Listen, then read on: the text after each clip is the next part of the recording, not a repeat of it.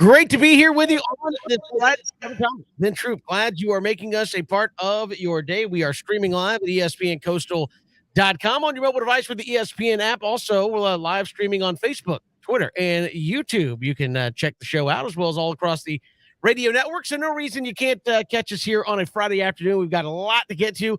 Of course, we're inside a week to go to the draft, and when we come back on Monday, it's just going to be the quick sprint to the Thursday pick. Trent Baalke has had a press conference talking about the Jags and their first pick. We'll get to that. We'll talk about the draft with Kyer Elam, former Gators defensive back, trying to get his name called in next week's draft. He'll join us. Also, Ben's going to sit down for Troop Talk with Darren Heitner, put together something. We're seeing these all over the country, but this is one that has happened there at the University of Florida with the Gator. Correct me if I'm wrong, Ben. It is called the Gator. I keep wanting to say the Gator Guard. The Gator Guard. I kept wanting to say Shield, and I'm like, that's not right.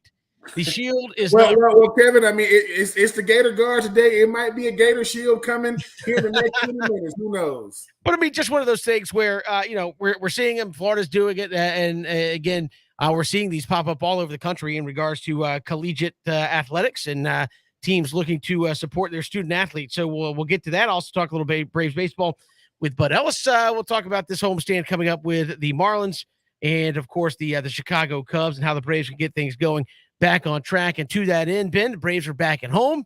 Had an off day yesterday, trying to step some things up offensively. No Adam Duvall, no Rosario in the lineup tonight. Dansby's in there, but again, an off day on Monday. If things don't go well, potentially over the next couple of days, he could have a night off. But striking out almost half the time, not going to get it done. But you're back at home. The Marlins, not expected to be a great team. They're an okay team, but you're better. And you just need a good series. Braves have not won a series yet in 2022. And I know it's still young. They've only played 4, but that's kind of been their mantra for as long as I can remember. Bobby Cox all the way through is, look, we're not worried about the 10-mile picture. Just win series. 2 out of 3, 2 out of 3, 2 out of 3. You do that, and you're going to be there at the end. So the Braves could certainly stand to win a series, starting with a win tonight over the Marlins. You hope that this gets the ball rolling, right, Kevin? When you think about this Marlins, and this has kind of been the Marlins and the Braves moniker since Snit and Alexandropoulos has been tied to the hip. The Braves kind of being a small slump, and then they try to go to the Marlins, try to get that confidence back, try to get back to their winning ways. And the Marlins know this. Now, I will say this: what's scary about the Marlins is the Marlins are the team that everybody in the division wants to beat up on. Problem is, because they're in the division, they seem to play better against the better teams. So hopefully the Braves, play like the Braves and the Marlins play like the Marlins and not the other way around. But yes, Kevin, you want a lot of things to work on right now. Like I said, I just want to see what this Braves team, because you know how it is, Kevin. If this Braves team can go out there and show what they can look like, starting pitching, bullpen, lineup, DH, that will be the narrative for the next 2 weeks. I mean, all it takes is one great performance. Oh man, you saw this, but with all these bad performances back to back to back, you want to be able to say, okay, get away from it. Listen, Southern California, it don't rain down there, and obviously you can't get no dubs down there either. So for the Braves, get away from there. I'm happy they're back on the East Coast. They're back out here, even back at home. I think that this Marlins team, Kevin, is going to play scrappy because no matter what, they are the defending World Series champs, and everybody's going to get your best regardless. But hopefully you get a win, and that's a trickling effect because, like I say, Snit, unfortunately for him, he has to go out there and talk to the press every day, and he's running out of answers already this early in the season. But I do think, Kevin, this lineup with this starting pitcher, with this bullpen, hopefully they can go out there and get back in the win column.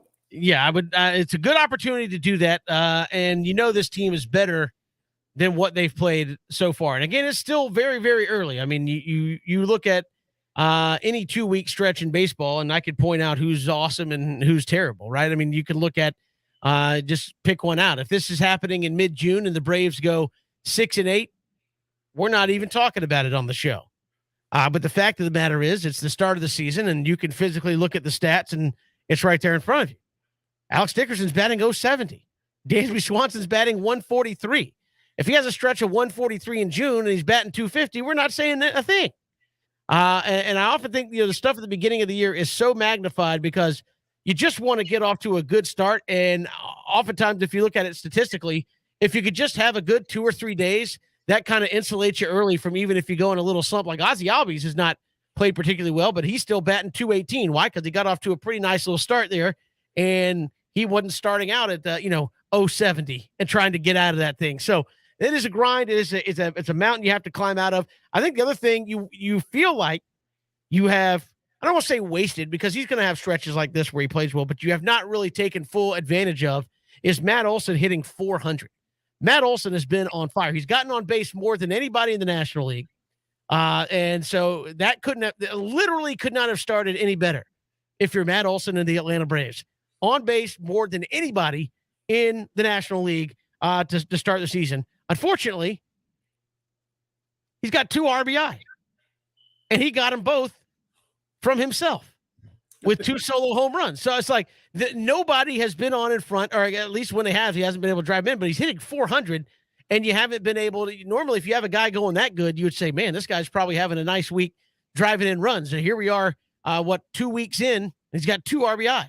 Now, that's not gonna hold, and maybe some of that changes when number 13 comes back, Ben, and is batting in front of him. But right now, Ozzie Albies not getting on base enough, and giving Matt Olson a chance to drive in some runs. And I think that's, to me, when I say you're kind of wasting this early start, is he is red hot and doesn't have much to show for it. And I kind of akin it to, hey, Kyle Pitts had 1,000 yards as a tight end, had 1 touchdown. I mean, the name of the game is putting runs across the plate, right? I mean, that's the name of the game, and you're kind of using a guy that's hot, and he hadn't been able to do it.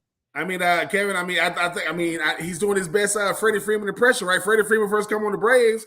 Wasn't much to go about unless Freddie Freeman was out there getting it done. Matt Olson, Kevin, as you mentioned, he has been lights out. I mean, he really, really has been. And I know that we thought that was going to be one of the talking points, right? Matt Olson going to struggle a little bit. That hasn't been the case at all. And I just think that, once again, I hope that he can keep the momentum once the rest of the bats catch fire. I hope that he don't lose that, that zest for the, for the excitement once everybody get back around. But Matt, keep doing what you're doing. I mean, don't worry about the guys around you. When Snit is looking around the locker room, Kevin, he's going, Dansby, Ozzie, man, get out my line of sight, man. You're messing up the pregame right now. But Kevin, hopefully all the bats catch fire. Hopefully everybody wants to kind of emulate what Matt Olson does starting tonight. And who's to say they can't put 6-7 runs up on the board? Yeah, you got a chance to do it tonight with Trevor Rogers, 12.15 ERA early on here for Miami, 0-2. So if you're going to jump on a guy, this would be the guy to do it. If you're Atlanta, and again, you hope they use this homestand to kind of get some things rolling. Consistency, baseball, as you said, Ben, it's so much momentum. It is. Hey, if you win 3-4 games in a row, all of a sudden, the stuff that wasn't falling in is falling in, and you kind of can put together a better stretch. And I feel like, I'm going to say it again, because I honestly feel this way. The last homestand was what, 6-7 days of patting yourself on the back. It really was. And now you don't need to do that anymore. Look, you got the World Series, first time since 95. Congratulations. Everybody got their bling. You've had plenty of time to admire it. Obviously, people wanting tickets to come in. Hey, I want to be there for the celebration. You're celebrating the Braves and Georgia, and it's this guy did this, and we're raising the banner in the outfield, and look how good a job we did. We got stretch. I mean, used to be like that's opening day, and then you move on. That was a week full of stuff, and then you got the Freddie Freeman stuff. Which again, I'm not saying that's the sole reason for the way the team played, but it's certainly. There was a lot more going on than show up to the ballpark and just play baseball. And I think now you can kind of settle into that. And certainly with the Marlins and the Cubs, you should have some opportunities to settle in, play baseball. You don't have a lot of, hey, this guy played with us for 15 years on the other. There's none of that. The only thing you got is Jorge Soler gets his ring on Saturday night. That's it. And Jorge showed up for 2 months. There's no sentimentality going on. I was like, just play baseball and get some wins. I just think at the end of the day, Kevin, listen, I'm gonna say this. I get my mood from certain people. If I walk in and you throwing your hat down, going, what? I can't deal with it. Then I'm a panic. But as long as you go, it's fine. Now, if you come on the show and say, hey man, that's what I said yesterday.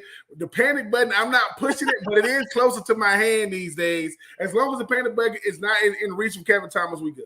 It's hovering. I'm hovering. I'm hovering Yes. over the panic Yeah, button. it's still really, really early. We got so much to get to. What is coming up quickly? NFL draft next week. Trent Baalke has met with the media. What are the Jags going to potentially do there at number one? We'll talk about that. Also, Kyer Elam set to join us at this hour. It is 3 and Out on the Southern Pigskin Radio Network.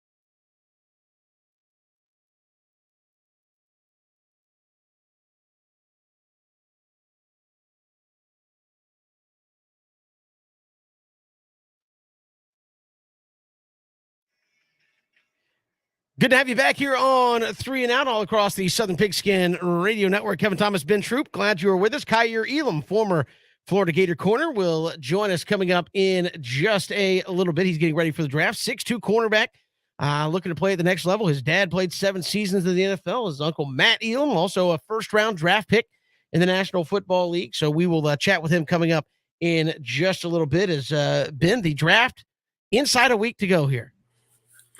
Yeah, Kevin, it should be exciting. I think. Just yesterday we already watched the University of Georgia win the national championship, and then you start going into, the East-West Shrine Bowl and the Legacy Bowl and the Senior Bowl and the Combine and Pro Days and spring games. Now here we are. It's almost like the draft goes. I'm gonna let all that stuff happen. I'm gonna let the XFL, USFL. I'm gonna let the Braves. I'm gonna let the Masters come. All this stuff, and here we are. We will be front and center stage.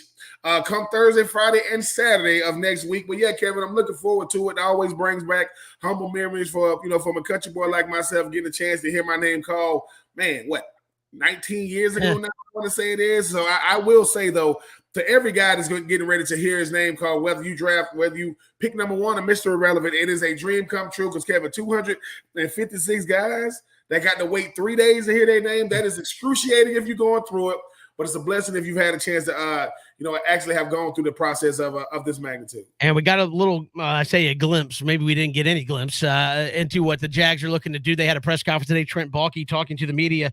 He says the Jags, Ben, are down to 4 names for the number 1 spot. All we've heard is Aiden Hutchinson. Of course, Trent Baalke apparently really likes Trayvon Walker because we've heard that a lot. And a lot of people think maybe it's Ekwonu or Evan Neal, one of the tackles that could go number 1. Is that the 4 you think maybe he's talking about, or is there a wild card in there somewhere?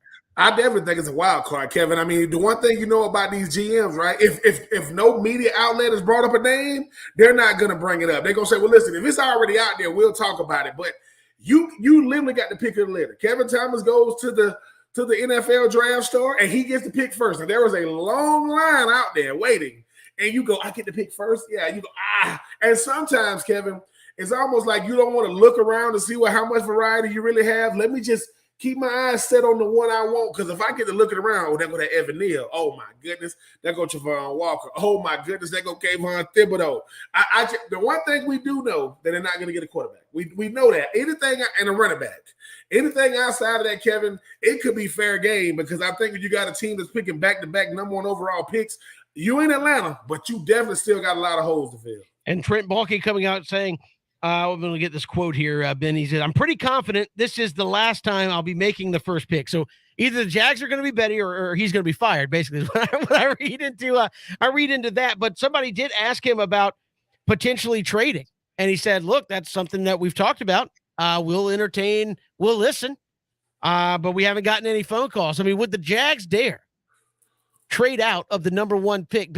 And again, it sounds ridiculous, but if all the draft nicks are telling you it's pretty balanced as far as talent is concerned, would the Jags dare trade back and get somebody they really want that they feel like they could get at, maybe 4 or 5 and still, and don't think this doesn't come into consideration sometime, not have to pay number 1 pick money? Absolutely. I mean, the number 1 pick is always up for grabs. That's what I've heard from before my days in the NFL and definitely after my days in the NFL. Because, Kevin, I mean, let's face it, I don't want to have to pay that money if I don't have to.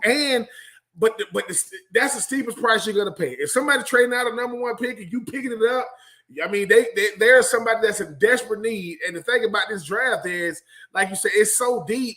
I think the guy you coveted is going to be there. Hopefully, when your team comes up to pick. But I do think that it will be crazy if Jacksonville didn't entertain some of those offers. Well, I mean, and again, it's easy that we've said this about the Falcons. It's easy to say trade back, and somebody's got to make that phone call. And obviously, I would imagine nobody wants to tip their hand that they want the number 1 pick this far out, just a little bit less than a week. But I mean, if you're following the draft boards, if you could trade back, if Trent Baalke likes Trayvon Walker that much, you could trade back and still probably get it, right? I mean, he's probably not going to go number 1 to anybody else. It would be Hutchinson, Thibodeaux, Evan Neal. You could probably still get Trayvon Walker if you move back. Well, let's see. Trayvon Walker, every year you got the wild card, right? He might be the wild card because I've seen a lot of mock drafts that got him going number 2 if he don't go number 1. And that's the thing. He got that huge upside. It's so tempting. And the people go, why would you get a Trayvon Walker when he's a wild card? Because everybody in the draft is. Like everybody in the draft is a wild card. He is the wild card because Jordan Davis, Nakobe Dean, and so on and so forth. I mean, those guys won awards. Trayvon Walker, he's a freak. You're going to have that freakish athlete. So I do think, Kevin, that I think when you trade Walker, you say to yourself, if I know the guy's going to be there, I'm going to trade back. But if I'm not, I don't want to find myself selling for a guy that we had maybe like 1B and not 1A. Sounds like you think he wouldn't be there if the Jags traded too far back. I just think for me, Kevin, the one guy, listen, a guy goes from what? Late first round, top middle of the pack to potential number 1. That's Joe Burrow type stuff. So I just think that when you look at how enticing he is, and he can play up and down the line, they got the boy 270 pounds chasing freaking running backs out the backfield. I just think he's too enticing. And I think, Kevin, if it was anybody other than him, I think you could get him. But if he don't go number 1, I don't see him going past number 2. So maybe that's not. It seems like Trent Baalke. But that's only if Trayvon Walker is their guy. He might not be. If he ain't their guy, then yeah, you trade back. If you think you can get, because it's the thing, Kevin, they trade back to number 4 or 5, and they get a Kayvon Thibodeaux, and they get more draft picks. Now you're talking about getting the guy you want without having to sacrifice anything. Yeah, and maybe Trent Baalke's trying to sell up Trayvon Walker to make number 1 more enticing to somebody. I don't know. But it seems like in all the conversations that we've seen, Trent Baalke's like, look, Trayvon Walker, man, he can make plays. He's really almost like he's scared to say I'll take him number 1 because Hutchinson and the DNs have been talked up so much. But I mean, am I misreading this? But I mean, every time you hear Trent Baalke kind of quoted somewhere, he's like, oh man, Trayvon Walker, athletic, can make plays, has a lot. I mean, I feel like the way it's going is like Trent Baalke wants Trayvon Walker, and probably Doug Peterson and some other folks are going, wait a minute. I'm not saying they don't like him. As you said, you get in those draft rooms and those draft meetings, and there's a lot of people with a lot of opinions. And Trent Baalke, I mean, again, you hate to throw this out there, but if you're going to go by Trent Baalke and his history of making I'm about to say, Kevin, I appreciate you liking him, but we're going to go somewhere. I mean, I'm just saying, I mean, you are what your resume says you are, right? Who else? And I'm not calling for nobody to job. If Trent Baalke ain't working for Jacksonville, who is he working for? It's gonna be, I'm just saying. Just saying. I understand. So again, Jacksonville at number 1. Trent Baalke says there's 4 guys that they're looking at number 1, and they're open to potentially trading the number 1 pick. Of course, again, that's not necessarily news. I think every GM, if you came out and said, no, we're not open at all to trading, we're picking.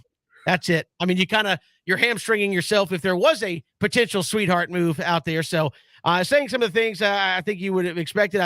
Doug Peterson kind of echoed the things like, look, we're not going to be, I think Doug Peterson went as far as said, we're not going to be picking number 1 again while I'm here. So you got a couple of guys stepping out. I guess it's we're either going to be fired or we're not going to be picking number 1. And again, I think under most years, Jacksonville, with 3-4 wins, you may not be in that number 1 pick moving forward. So we got so much to get to here on the show. I think we may have gotten Ben disconnected from us here for a second, but we've got Kaiir Elam waiting around the corner to call. He's actually on. We'll take a break right now. He will join us when we come back. It's 3 and Out on the Southern Pigskin Radio Network.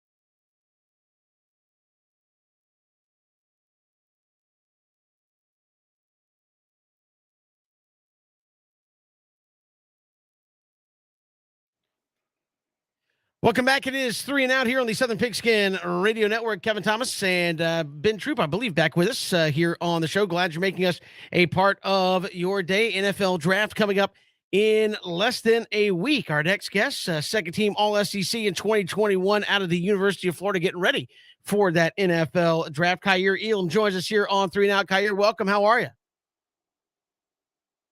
Well, I'm blessed. I can't complain. How are you? Hey, we're doing fantastic. What's the off season? I guess there's no off season, but what's the lead up to the draft been like for you? I know you've had obviously folks in your family that have gone on to play the NFL. How big of a help has that been in this process leading up to draft day? Oh man, it's great, man. I think it's a huge, blessing for me to have my uncle and my dad who's been through the process, and guys who they play with can help me out, and just my role models in my life who also can help me out. So I think it's a huge advantage for myself, and I try to take advantage of it and learn as much as I can. And again, you talk about your skills. How do you feel they translate to that next level? I just feel like I'm a guy who has elite ball skills, elite man-to-man coverage skills. I think all around, I think there's a lot of things I want to clean up, but I was more conscious of it this year. And, I'm excited for the next level. I'm just so excited for the next level. I think I'll be a way better player as a pro than I was in college. And speak to that. You played in the SEC. I know a lot of folks talk about that as the proving ground, getting to that next level. How do you think that has prepared you for what's about to come? I think the SEC is the best conference in the country. I think last scheduled, so I think that was a big, I think, comparison to the NFL. Like, helped me get adjusted to the NFL as well. Just the speed of the game and the talent level and the athleticism part. But there's no other conference like the SEC, and I think it prepared me and helped me translate to the next level really smoothly. 6'2", big corner. How does that physicality help you out going to the next level? And what's kind of your thoughts on being that big, tall corner? Yeah, I mean, honestly, all the intangibles and things don't mean anything unless you. And I think it's all mindset and perspective. So I really feel like, I just got to develop my mindset and impose my will more at the next level. I think, especially because me being a rookie, I need to, just prove every single day, that I just want to be the greatest to ever play. So that's really why I play. So I think that'll translate. A week out, what teams have you heard from? Who's been kind of reaching out? Who have you talked to here in this pre-draft process? A lot of teams, honestly. I mean, there's none in specific that stick out, but I think a lot of teams, who I've talked to a lot. Kaiir Elam joining us here on 3 and Out, former Florida Gator defensive back, and you talk about your dad playing in the NFL. What has he told you about developing your game for that next level? Everything you do is an evaluation process, so put your best foot forward every single practice and every single game as well. So I know this year I played with like 3 sprained ligaments in my knee, and I didn't put up the best film of me being 100%. But I think it was a learning lesson, and it's something that really helped me prepare for the next level as taking care of my body and also knowing how to fight back through an injury. So honestly, I think that's my dad is just telling me that everything is an evaluation process, and you always want to put your best foot forward. And I think everything's a competition as well. So, but I think that's the biggest thing my dad told me. Have you kind of told that to teams that have talked to us? Look, I know you're looking at tape, but this is what I did last year, and I know there's more, and playing through the injury situation. Have you kind of had those discussions with teams as well? No, I try not to use that as an excuse. I don't think that's an excuse. I feel like everybody's going through something, but I mean, I was really confident in how I'm confident and really, I would say, not satisfied, but I was happy with how I played even through like when I came back.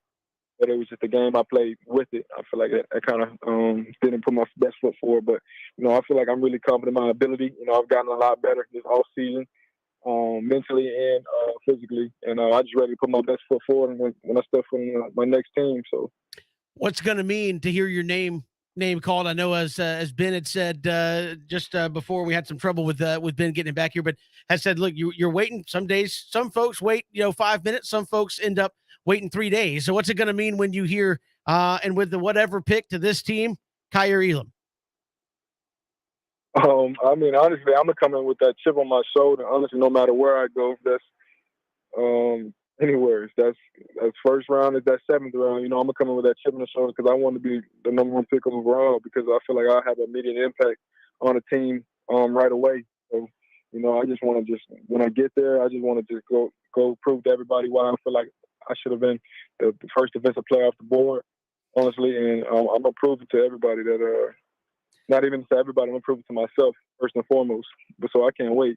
Hey, absolutely. And Kyer, is there a little friendly rivalry going on in the Elam family as well? Dad in the NFL, your uncle Matt Elam in there. Are you out there to be? Hey, I'm going to be the best Elam that's been out there so far. No, no, no. I don't think it's a family rivalry. I know I will. And I think I got to learn. I got to be able to learn from their mistakes, and they taught me so much that they didn't know when they were my age. So I'll be really, really prepared. So I should be without a doubt the best Elam. But my whole thing is I just want to, I want to win a Super Bowl and have to wear a gold jacket one day. So, but I know I will, and I'm gonna just keep working towards that and never get satisfied with what I do achieve. Certainly. Kyer Elam joining us here on 3 and Out. Kyer, really appreciate the time. Best of luck to you as you wait out the next week leading up to the draft, and thanks so much. Thank you. Appreciate it. Kyer Elam joining us here on 3 and Out as, again, former Florida Gators defensive back, second team All SEC in 2021. As you heard him say, played with a little bit of injury there in 2021, but trying to hear his name called there. And again, dad played 7 years, and his uncle, Matt Elam, out of Florida, first round draft pick as well. So a lot of pedigree there for Kyer Elam moving along to the next level. We'll try to get Ben back here on the program, and we'll come back with more 3 and Out all across the Southern Pigskin Radio Network.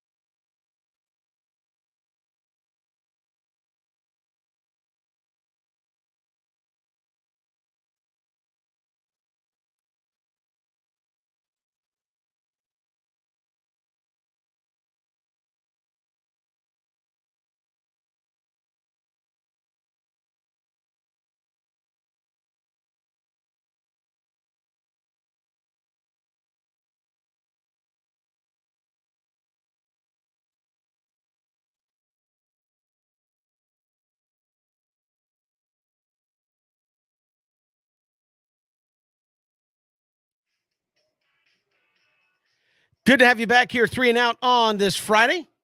Kevin Thomas here with you. Thanks for making us a part of your day. Again, we're efforting to get Ben back here with us. Coming up next hour, Ben will sit down with Darren Heitner.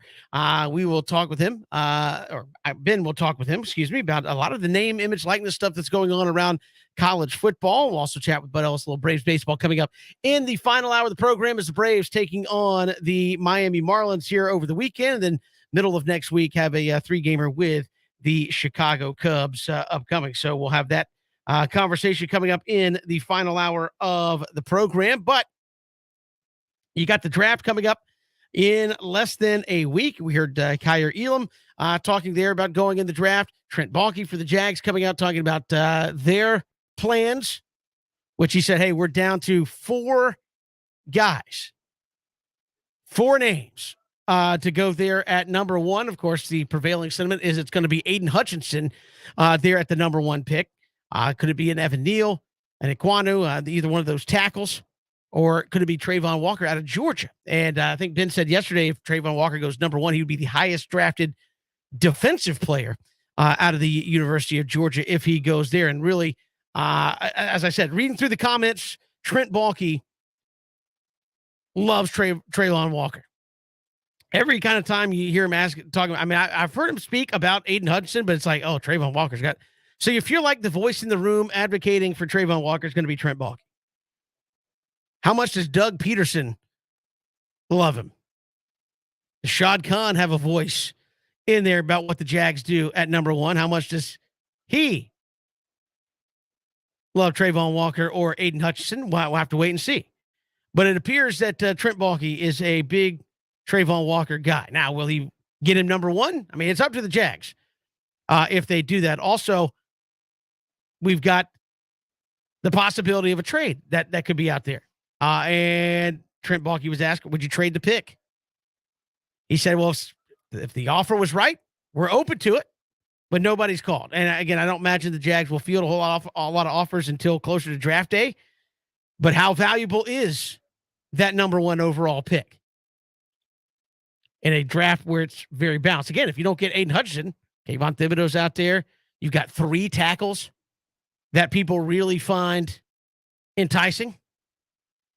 So are you going to move up? Is there a guy you just can't live without? I wonder how tradable the number 1 pick for Jacksonville is, if they do want to be. Because on some level, again, the same reason for these other teams not moving up would be a reason Jacksonville wants to move back. I mean, you could still get a tremendous player if you move back from 1 to 3 or 4 or 5.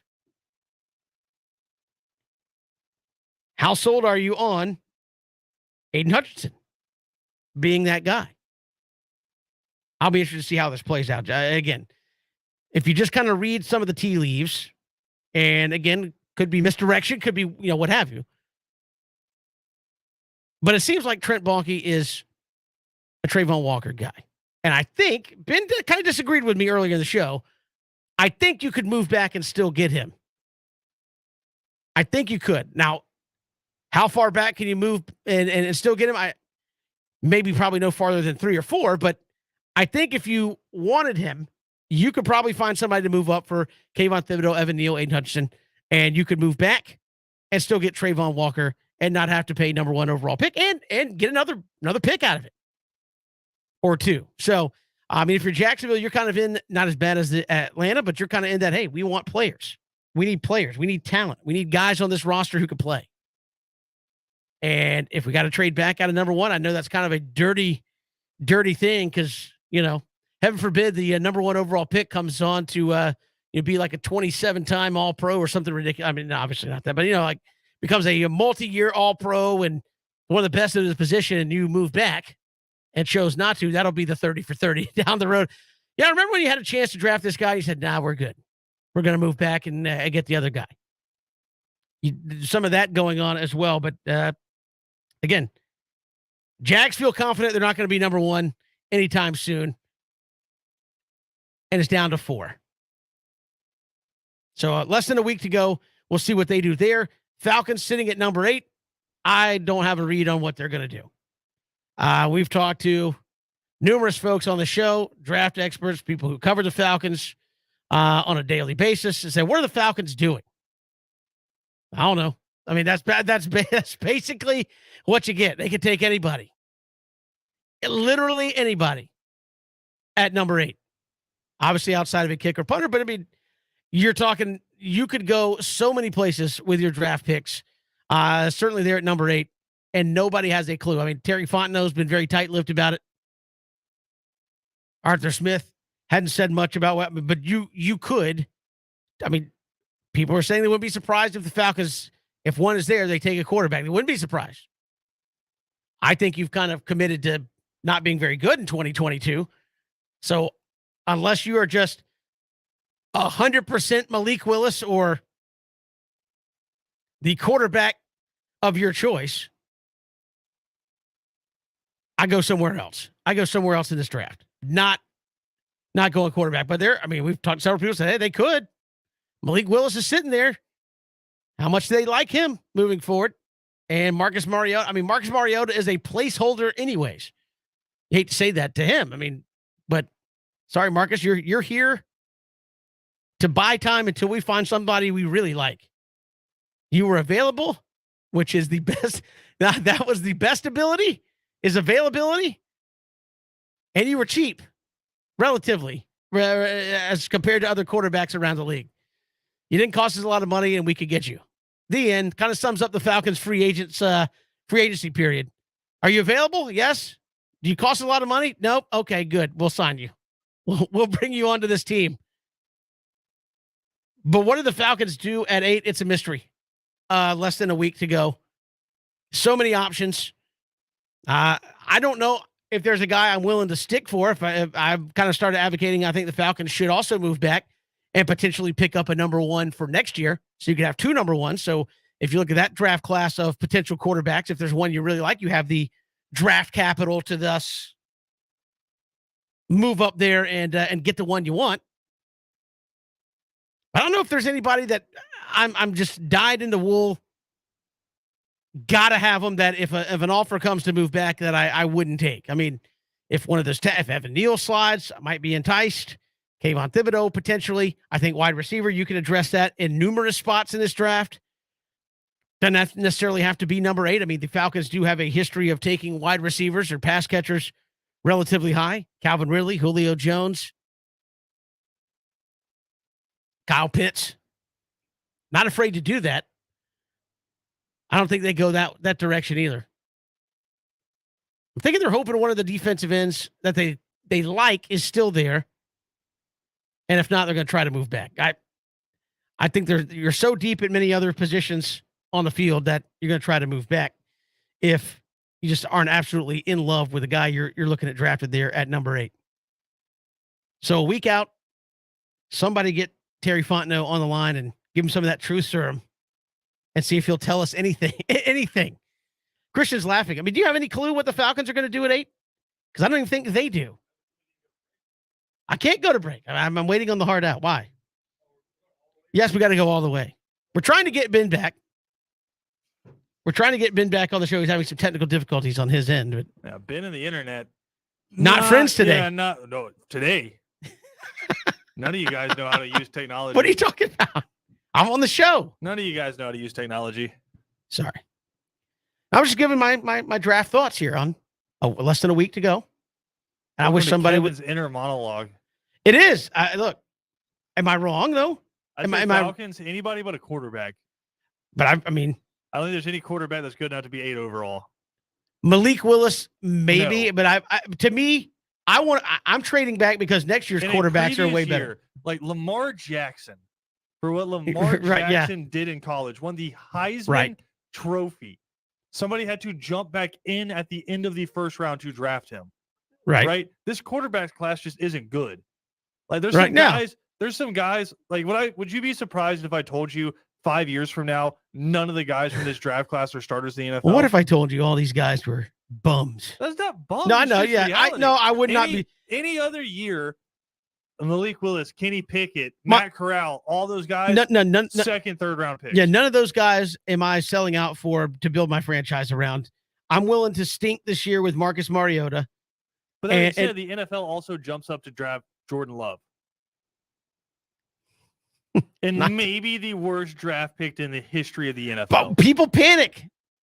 People put their scouting reports aside for quarterbacks. Hey, we got this guy in the second round. Oh, we got to have a quarterback. And I've always asked guys that cover the NFL, I'm like, but what if he's not a good one? Like, oh, well, you just can't afford not to have one. So you'll draft one that you don't think is going to fit? Correct. Just because you need one? Yeah, I think next year your options are much better. Did what you're supposed to do, which is you go get Marcus Mariota. You're available and cheap. That's what I said. Yeah, correct. Like you go get somebody who can carry you over until you can get your franchise quarterback. You go get Marcus Mariota. You don't waste a top 10 pick on a guy that you are maybe 10% sure can be a starter. I'm becoming more of a Bill Belichickian guy. Like I think if the Falcons trade back, I'm not saying trade back a long ways. Trade back and try to pick up somebody's number one for next year to give you 2 number ones. And if there's a quarterback you really like, you have the draft capital to move and go get him. Here's why I don't think that happens is I don't think at number 8 there's anybody would be in love with that much to jump up. Maybe. Like that to give up another number 1. Get Cleveland on the phone. Like get some. I mean, but like Cleveland can't afford it. I know there's teams that reach though every year. Spend all their money and all their draft picks on Deshaun Watson.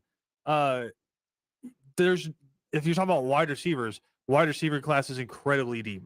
Nobody's given up a number 1 to jump up to 8, right? Offensive tackles, extremely deep. I've seen drafts that don't have Tyler Lindenbaum, who might be the best offensive lineman, going in the first round.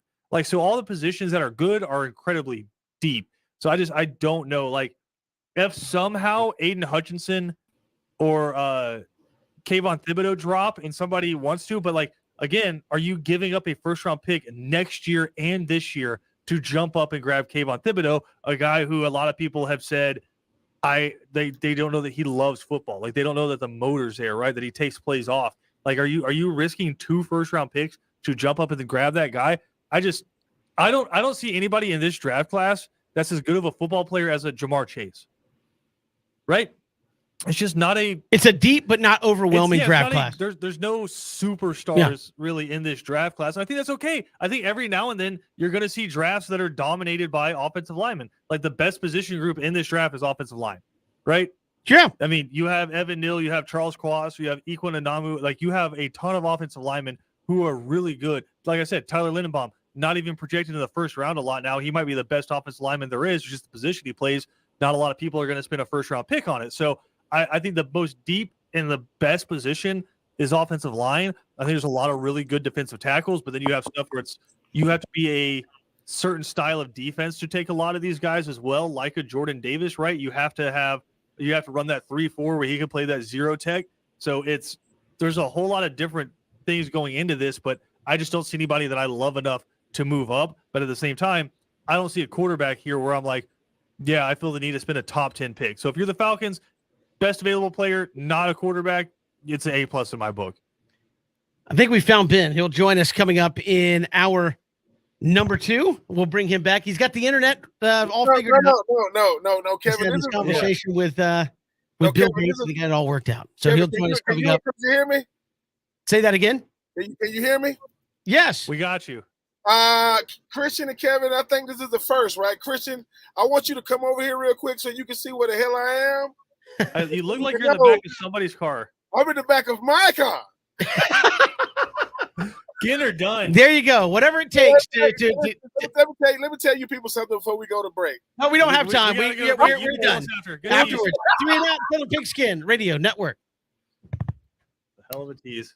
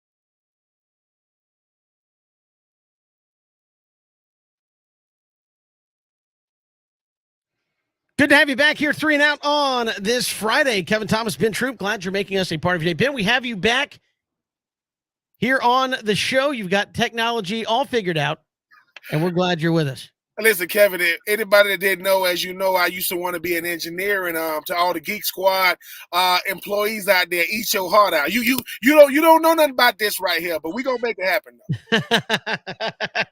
That being said, it is 4 o'clock. We'll take 3 here on 3 and Out. All right, Ben, take 1.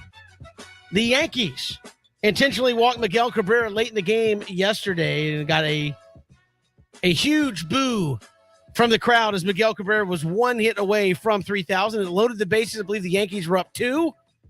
Didn't want Miggy to hurt him. Was that the right move, or should you just go for it, like pitch to him?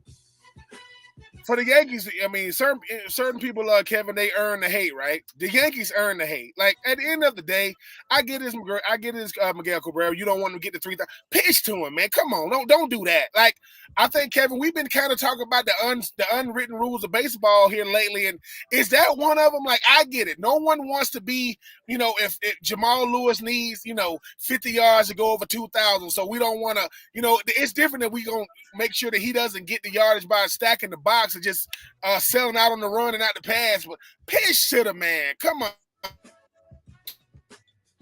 Yeah, I kind of. If you are the Yankees, no one's going to remember it that much. But come on, man, pitch to him. That's nonsensical. You're going to walk him and just what, to tie the game up? Come on, man, that's nonsense. I think we've seen in the last week, Ben, we've seen baseball managers manage away from potential potential history.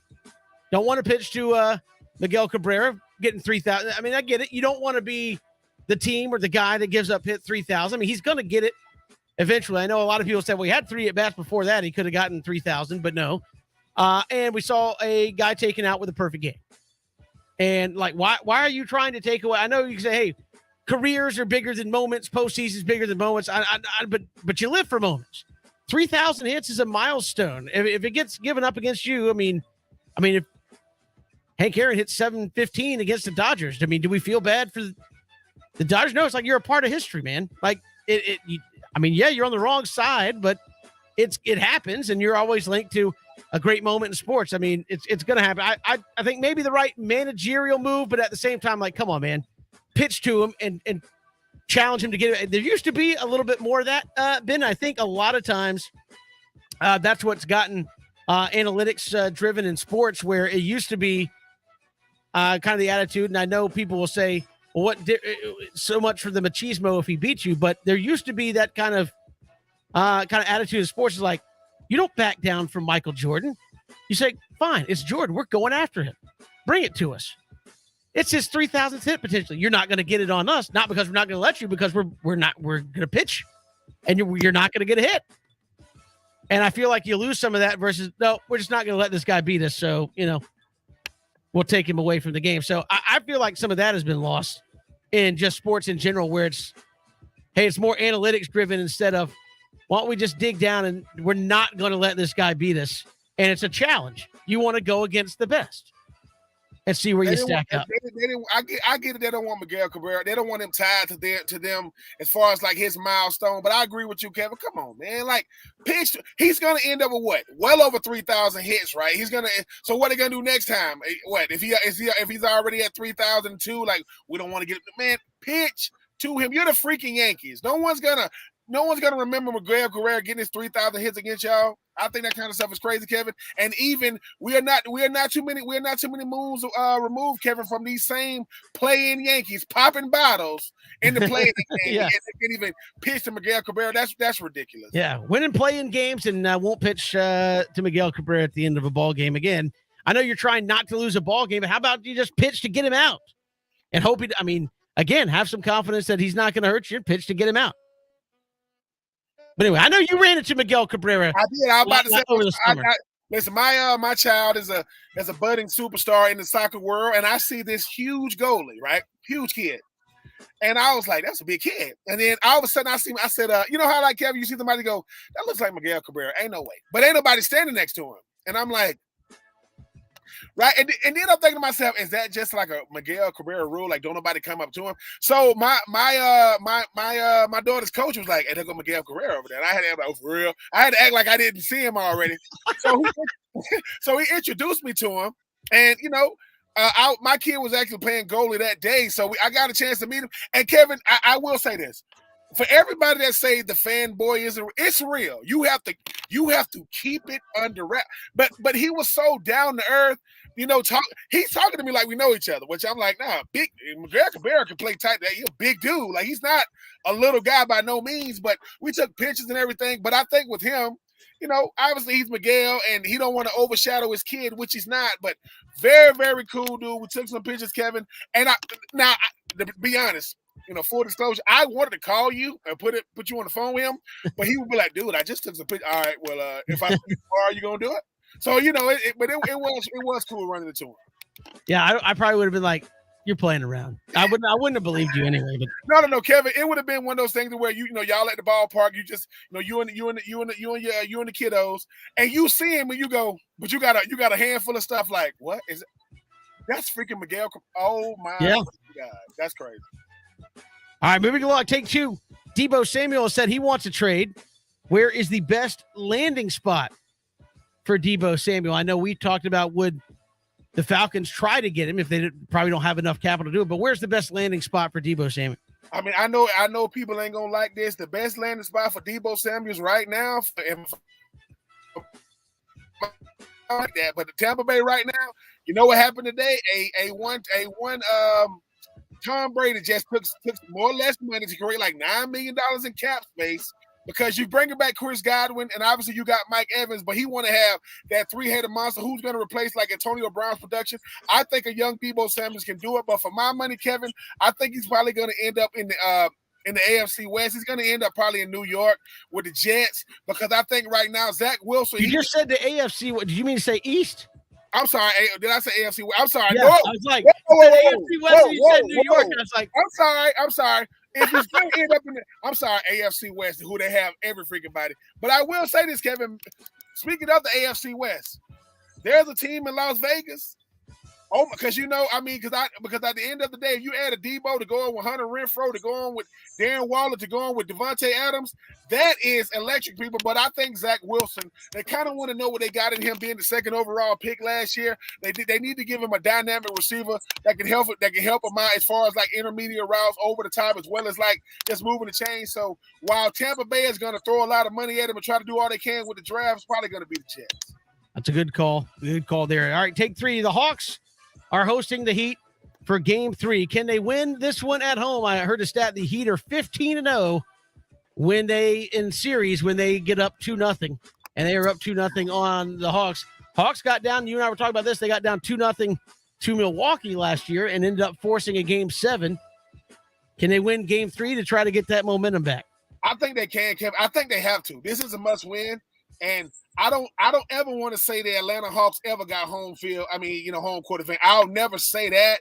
But I do think the home crowd is going to be – they're going to be rocking for those guys. I think Trey and company understand what the task at hand is. Obviously got away from them in Game 1 because they took Trey out the game, had a better Game 2, even though nobody saw Jimmy Butler going for 45 points. But for my money, Kevin, just that, I don't know if they're going to win this series because I just think Miami is just too dynamic. They're too physical. But I will say, if they're ever going to get a win, it's going to be in Game 3 to make a series of it. Who knows, Kevin? You win Game 3, and you scratch and claw out of Game 4. That puts a lot more pressure on Jimmy Butler and company. But for my money, I will say yes, Game 3. I still believe in these young Hawks team. Have underwhelmed, play their best ball down the stretch, but first two games kind of got away from them. They get a big win in Game 3. Yeah, they seemingly play better at home, and we'll see if they can get one tonight. Again, they got shellacked in Game 1, a little bit better in Game 2. Obviously, Game 3 you must get, or it's probably all over on Sunday night if they don't get it done. That's Take 3. Then we do it every day here at this time. We'll come back, and you've got a Troop Talk sitting down with Darren Heitner. And again, this is something we're seeing across college athletics, and I think some interesting insight into not only what he's doing there at Florida, but this is something that I think you say, well, it's the I keep wanting to call it shield, the Gator Guard. the Gators. Kevin, listen, if the Gator Shield come out in the next 2 hours, Kevin Thomas is working behind the scenes. He is fully engulfed in NIL. Give me some NIL, and then I'll take credit for that. But no, look, but you're seeing it in organizations like that set up at every college across the country. And I think that really insightful, your conversation coming up with Darren Heitner. We'll have that for Troop Talk when we return. It's 3 and Out all across the Southern Pigskin Radio Network.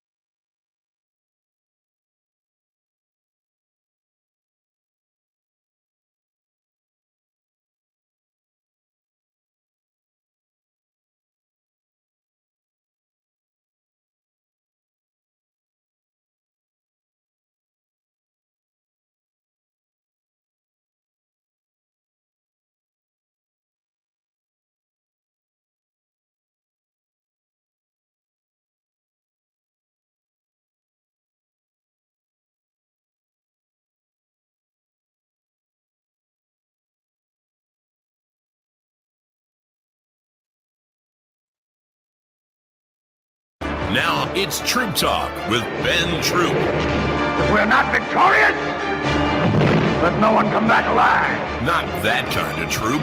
This kind.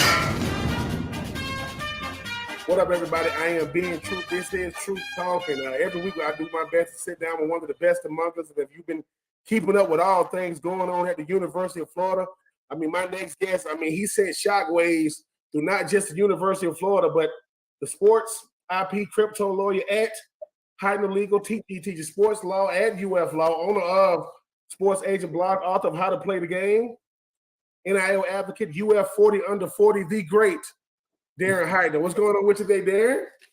Good to see you, Ben. Thanks for having me. Now, Darren, man, when I saw your news, when I said what shocked me was you said bigger than Gatorade. This isn't an apparel deal. It is, it's Gator Guard. Now, Gator Guard is obviously something that's going to be partnering with Gators Collective, but a different entity of it. Hugh Hathcock is going to be he's going to be spearheading that thing. But talk about where NIL is and what it means to not just Florida but college, and how is Gator Guard going to help? As I've read, help Billy Napier have a thermonuclear weapon at his disposal. Yeah, look, NIL, where we are now, roughly 9.5, 10 months in, is number one, most importantly, these were rights that should have never been taken away from college athletes. So let's put that out there first. And now that they have these rights, we go from an ecosystem where a lot of players, or at least some of them, were making money under the table, to now it being completely transparent, and then earning money from doing endorsement deals and signing autographs and doing NFTs and personal appearances, etc. To where some athletes are making millions of dollars annually, some six figures, some only a mere few $100s, but it's something. And that's really important. Where is it now in the broader system of college athletics? It is now one of, if not the most important elements of recruiting. Every single athlete across the country who has talent is considering NIL as part of his or her recruitment process. But it's not just recruiting. We now have the transfer portal. So many athletes who are at universities may think, well, I have a better opportunity to perform somewhere else. But not only that, not only maybe did my coach leave, so I feel as though the person who recruited me is no longer there and I want to go somewhere different. Not only perhaps, unfortunately, do I have a family member who's ill and I want to be close by, but there's now these NIL opportunities too. And if I'm at a small market and I can go to a bigger market and one where there's now a track record of doing NIL deals, I'm taking that into consideration. So it's become a huge part of the whole college sports ecosystem. Now, talking about Gator Guard, this is something that came together extremely quickly. You mentioned Hugh Hathcock's name in your intro, and he reached out to me earlier this week. He, in the past couple of weeks, made the biggest donation ever to University of Florida athletics, $12.6 million. And he realized we need to do something else in order to compete, in order to be in the same playing field as everyone else. And that's not good enough. We want to be number one.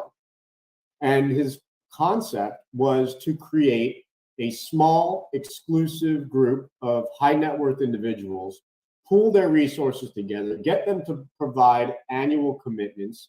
Here, thus far, in 24 hours, 5 individuals contributing and committing $1 million apiece. And it's not out of the realm of possibilities that in the near future, that gets up to 15, 20 people. If there's a war chest of $15, $20 million, what's that going to say to the world? What's that going to say to the competitors? What's that going to say to the athletes who are considering where to commit to and where to enroll to? So that's really why this was such a bold move and why it's received so much attention nationally. Speaking with Darren Heighten, the author of Playing the Game. How to Play in the Game, NIL advocate, UF 40 under 40. Darren, you talk about what does it say to everyone else? Because when I hear NIL, I mean, I'm a big believer in Gators Collective. I'm a big believer in what it does for players. I'm a big believer in what it doesn't say. A lot of times you hear, NIL, people hear, oh, young people get to make money. But I go, but what does it matter if they make money if they don't understand what it does? They don't understand how to manage it. They don't understand how to invest it. They don't understand how to keep it. Talk about what you said about the fact that you said, look, the University of Florida is the biggest brand in the state of Florida by far. But when people donate millions of dollars, they understand that, look, the return on investment, facilities, all the different things that it said, how much of winning the perception battle is just as big as winning the battle itself. It's bigger. It's bigger. Perception is so important because, again, these deals, the money that comes in cannot be promised to athletes before they're committed or enrolled. There may be other schools out there, or I should say other collectives out there who are making promises to athletes. We're not doing that with the Gator Collective, and we're not going to do that with the Gator Guard. So because we're not actually going to offer money to athletes before they're enrolled, the perception matters so much. Just knowing that there's so much money in the bank ready to be deployed, that is going to influence decisions. And importantly, it's not in violation of the NCAA's interim NIL policy, which says no offer can be presented contingent on an athlete enrolling at the university.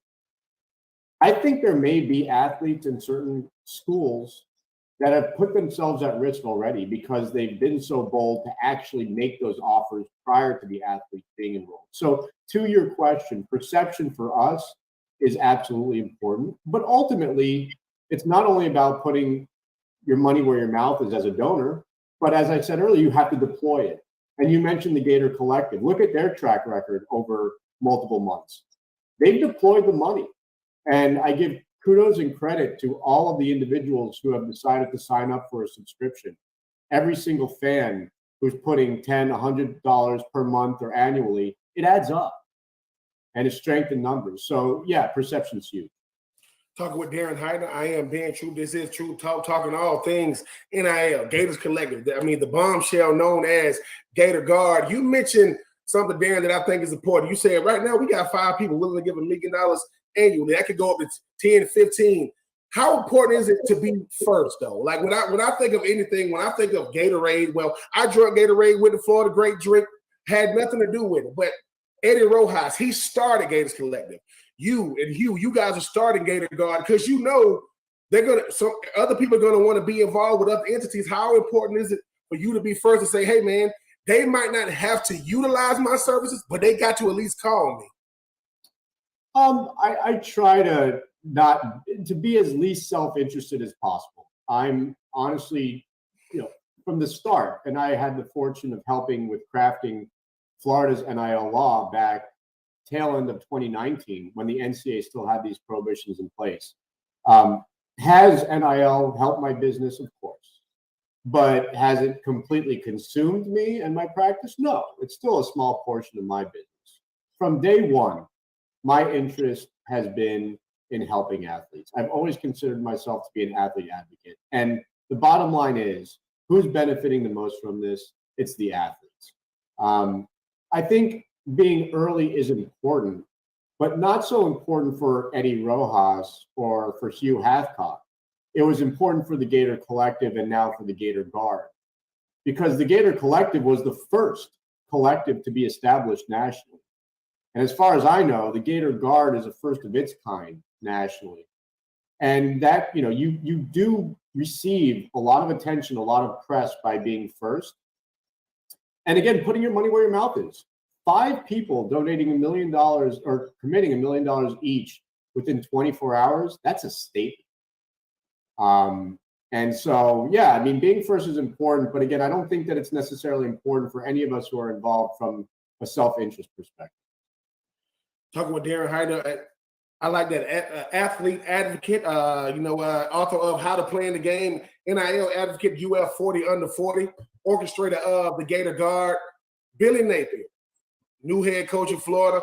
How important is it him endorsing it? Because I know how hard it is. New coach, I want to get my new coacher in. I want to build my program. But for him to say, hey, man, he's out on the speaking tour now. I saw him yesterday. He's all over the state. But endorsing Gators Collective, endorsing Gator Guard, how much does that make things a lot easier? Because I want the big man on campus to at least advocate for these things, even if he's still in the infant stages of trying to figure out how everything works? Undoubtedly it helps. I think probably more so from the perspective of the Gator Collective than the Gator Guard. And that's because if you're a fan and you're not being asked to put too much money in, but you're hearing from the head coach how important it is to be a part of this and how it helps the university as a whole, I think you are more compelled to actually open up your wallet and subscribe. The Gator Guard, I don't think any of these high net worth individuals really need to hear directly from Coach Napier as to the importance of providing capital. I think more so the importance was actually just to get the word out. And I was pleasantly surprised to wake up this morning and see that the initial tweet that I put out there about the Gator Guard had, I think, roughly 550,000 impressions in 20 hours. And it's only growing. That was what was most important in my conversations with Hugh Hathcock was we need to make sure that those individuals who have the deep pockets understand that this exists. And at that point in time, they won't necessarily need the prodding of Coach Napier. They'll know it exists. They'll know there's 5 people who have contributed already. They'll hopefully put their money where their mouths are. And Darren, finally, I mean, when I spoke to Eddie Rojas, the one thing he made clear to me was being a former Gator, I'm a former Gator. You know, you went to Florida. He wanted to say, I know what it's like being a former player, understanding. So I know the needs of the players. You say you are a athlete advocate. How great is it feeling knowing, look, man, this is Gators coming together, whether we lawyers, former baseball, former football, saying, whether we from the state of Georgia, from the state of Florida, saying we know what we need, whether it's from a student aspect, an athlete aspect, or a facilities aspect, to know that we're doing it together. Because you said you drafted up the everything as far as like the legalities of it. It's got to make you feel good knowing, hey man, Gators doing it for Gators these days. I work with Donovan McMillan. I talk with Kayvon Dexter. I work with Anthony Richardson. I can tell you there's no better feeling than texting Anthony Richardson and saying, check your bank account. You've got X amount of dollars there. Some players come from money, others don't. I don't care whether you do or you don't. To have the capacity to earn it, especially if you're using it to help yourself out, your family out, there's honestly very few better feelings in life. So I'm thrilled to be a part of it. I'm happy that athletes, brands, universities have asked me to work with them on it. And whatever I can do to help them, I'm in for it. And especially the icing on top is when it helps out the university that I love and went to school at for 7 years, undergrad and law school, and teach at now. It's a great feeling. Aaron Heitner, the sports IP crypto lawyer. I mean, in sports tech law at UF, I could have never took those classes. By the way, that's why I played football. Owner of a sports agent blog, author of how to play the game, NIL advocate, UF 40 under 40, athlete advocate, Florida Gators, doing it for Florida Gators. Darren, I don't know when you was at Florida, but I would have loved you to call my phone and say, Ben, look, check your bank account. I said, listen, Darren, I don't know the hell about checking bank accounts online, but I will go up to the bank and check it, Darren. I appreciate you taking the time, sir. This will not be the first or last time we come together on these airwaves, sir. Appreciate it. Ben, I remember you were a tremendous athlete at Florida. I was there 2003 to 2010. And you got there my senior year, and then you got to see the senior year. You got to be there for the dynasty years. So talk trash to all them Florida State, Miami boys. They know what's up. I got you. Thanks for having me. Appreciate it, Dan.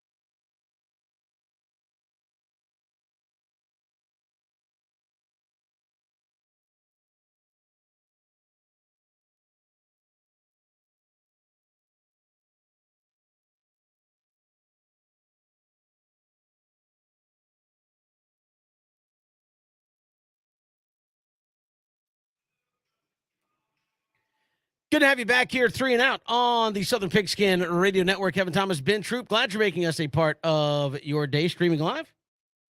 ESPNcoastal.com on your mobile device with the ESPN app. You can also catch us on Facebook, Twitter, and YouTube as well. Did want to get back to the draft bin, but before we do that, Troop Talk there with Darren Heitner. And I know people obviously he was doing it with Florida, but this is something that I think, Ben, you're going to see a lot of organizations, a lot of universities incorporating very similar things in the name of name, image, likeness around the country.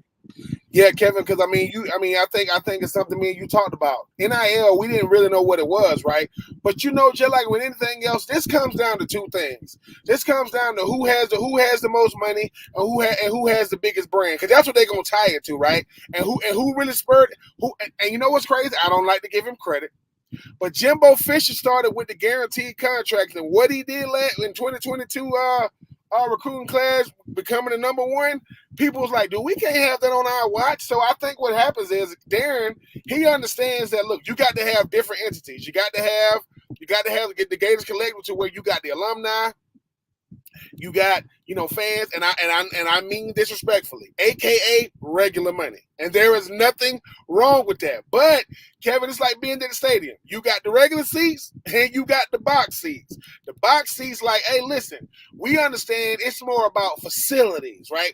It's understanding how can we make sure that we got the top notch, we look the part. And Darren and those guys understand, Kevin, as you know, ain't no facility going up for no $100,000 these days. I mean, it's in the millions no matter what. So I think that what they're trying to do is they're trying to make sure you have the best of everything facility-wise, while also being able to compete nationally when it comes to the NIL deal. So, hey, he's smarter than me. Darren is a UF grad, obviously teaches at the UF School of Law. Hugh Hatchman, these guys, they understand. They working behind the scenes, and they working with a lot of people, but I'm just happy to be involved. Thank God, Kevin, two things. I ain't allowed to deal with nobody money but mine, right? And I ain't allowed to do no things behind the scene. But I will say that what caught my eye with Darren was what he said. He goes, big announcement, and this is not going to be an apparel deal or a shoe deal. This is going to be bigger than Gatorade. I'm like, what? So obviously he piqued my interest. But Darren and Hugh and Eddie Rojas and those type guys, they're doing a great job behind the scene. Like I said, you raising $5 million in 24 hours. You definitely got your hands on something. Yeah, and it's again, if you think Florida's the only one doing it, nope. It's that universities all over the country putting stuff like this together to help their programs out. We've got certainly, we'll see how that continues to develop. We got the draft coming up, been in less than a week. We talked about Debo Samuel in take 3. I wanted to ask you, Debo Samuel to the Falcons. They obviously have a need at wide receiver, and people have talked about them addressing it in the draft, and possibly even addressing it more than once in the draft. What about a Debo Samuel situation for Atlanta? Could they even afford to do that? Obviously, you say, well, why would he want to come to Atlanta as in a rebuild? Well, you're talking about a trade. I guess I don't know if he has veto power, but you're talking about a trade where all you have to do is entice San Francisco enough to make that deal, right? But does Atlanta have the ability to do that if they wanted to? Kevin, anything is possible. When you start talking about the thing about a current player, you use the LA Rams remedy. LA Rams will go, look, we'll give you our picks for players, especially if they proven. So if you're talking about potentially trading out of that number 8 pick to get a Debo, and I think that's worth it, because Kevin, the one thing that we haven't been talking about enough is Calvin Ridley. Calvin really hamstrung this offense in 2021. Obviously not going to be there in 2022. And I know they've tried to address it, but you can get a Debo Samuel. Now, I don't think Cordell Patterson don't like Debo Samuel being in the building, because that's taking some of his touches. But I think, Kevin, you tell me, Kevin, you got your GM hat on. What you rather have, a number 8 overall pick who's going to have to develop no matter what, or a proven Debo Samuel for which you're going to have to pay him? Now, you potentially going to have to pay him because he's still on his rookie deal, or do you say we'll take his rookie contract? I think he still has 2 years left on it, and then get a proven player compared to saying I'm gonna just get a number 8 overall pick and hope he develops. Well, I think what you're seeing at the collegiate level applies to the pro level as well. We're seeing, hey, why recruit kids when I can just go get in that transfer portal and get a guy who's ready to go? I think if I'm Atlanta, you'd have to convince Debo. Obviously, you're part of the long-term plans moving forward, but why not get a guy who's proven in the league? I would take that over developing a guy. I think every day. I mean, we say it. Why did the Colts go get Matt Ryan? Well, that's a heck of a lot easier than developing somebody. You got a 15-year vet. Walk it in. Hey, Matt, do you know how to play quarterback? I do. You tell me what the scheme is. We'll get it going. So, I mean, if I'm Atlanta, I would – my question with Atlanta, the only reason I bring that up is, do they even have the ability, the capital, draft or otherwise, to make that happen? Again, how many draft picks am I giving up to make this happen? I don't know. When you need everything, you can't afford to give up too much. Obviously, that's about all you could trade for. I don't know. You don't see too many at this point in the game straight up player swaps. And that being said, who would the 49ers want if you just did a player swap at that point? So I know one player that won't, and they ain't getting him. There's a guy on offense that wears 84. I know they don't want him, but I think what happens is, Kevin, give Terry Fontenot, a lot of credit. He understands. You've been in the organization that he with New Orleans for 18 years. I mean, he's seen it all and done it all, right? The problem is he's always had money to work with. Well, if you don't got money, what's the next big thing? Draft picks. So I do think that Terry Fontenot has his work cut out for him. Debo Samuels makes things interesting. A.J. Brown makes things interesting. DK Metcalf makes things interesting. 3 guys in the same draft that all 4 of them, I think, are coming up, on their rookie, their rookie deals, the end of their rookie deals. But I think that's what makes it interesting, Kevin. It's usually a quarterback, right? Like, you usually have a quarterback that don't want to be somewhere you can swap out picks. But Debo Samuels, look, he said one thing: I don't want to play running back. Okay, you will not play running back. We already got a receiver doing that with Cordell. So you good on that thing. But I think too, Kevin, he just shores up a lot of holes, because you look at how they use him in San Francisco, right? But he said, I still was the first team All-Pro at receiver. If you just use me at receiver, 1,400 yards can be 1,800 yards. 6 touchdowns can be double-digit touchdowns. So I always say, when a superstar don't want to be in his current location, try to utilize that and get him out of there. Kind of like what you were saying, Kevin, when it comes to the trade deadline with Braves players. If they're a tradable piece, you got to try to get what you can get for them if you don't see him being part of the future. I think Terry Fontenot, it makes things interesting, because, like I said, if it ain't Kayvon Thibodeaux, if it ain't Evan Neal, if it ain't Kyle Hamilton, I think he's better than every last one of these receivers in this upcoming draft. And again, I think that kind of speeds up the, hey, we're trying to win conversation, right? I mean, I think you can get off the rebuild talk. I found it very interesting. We talked with D. Orlando, said, yeah, nobody even asked Jake Matthews about a rebuild, and he's out here bringing up, we're not in a rebuild. Well, nobody asked you about that. That kind of gives you the mindset inside the locker room. But Ben, how do you start to get that culture of winning back in the building? Because we talked about up until Matt Ryan showed up, they'd never had back-to-back winning seasons. Not with Michael Vick, not even though they had a Super Bowl appearance before that. Never had 2 consecutive seasons above 500. They did that with Matt Ryan, got to the Super Bowl. They've had now 4 straight losing seasons in Atlanta. How do you get that back? How do you get the winning culture back? Because I know people said, well, you don't want to turn into the Cleveland Browns, where it's like you're stinking on purpose to try to get there, and then you have to fight to get over that kind of rep that you're out there just trying to get high draft picks. How do you do that if you're Atlanta? How do you get that? Because every move you have made this offseason has been contrary to a winning mindset. It's a long-term mindset. I'm not faulting the Falcons for what they did. Don't get me wrong. I understand why they did what they did, but you don't move Matt Ryan and sign free agents to 1-year deals and things of that nature if you have a winning mindset. You have a long-term mindset. How do you get the winning mindset back in the locker room? You're gonna have to have a for sure plan to get a big-time quarterback.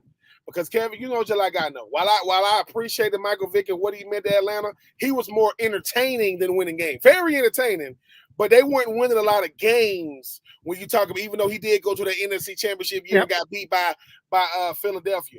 The thing about Matty Ice is, man, my goodness, man, say what you want about Matty Ice. He was about as consistent as he was never the problem. He got all the blame when they lost, but I think you got to go all in to say, okay, there are quarterbacks coming up on contracts, like a Kyler Murray. Unfortunately, like a Baker Mayfield. Because just like I know, Kevin, the defense ain't going to get you there, right? Even if you get a good one. You're gonna have to go all in for a quarterback because that has been the mainstay for the last 14 years with Matty. And I will say this, right? Matty Ice did the same thing for Atlanta than Peyton Manning did for the Colts. Now, I'm not saying Matty Ice better than Peyton. That ain't what I'm saying. But Matty Ice went to 1 Super Bowl. Peyton Manning went to 2.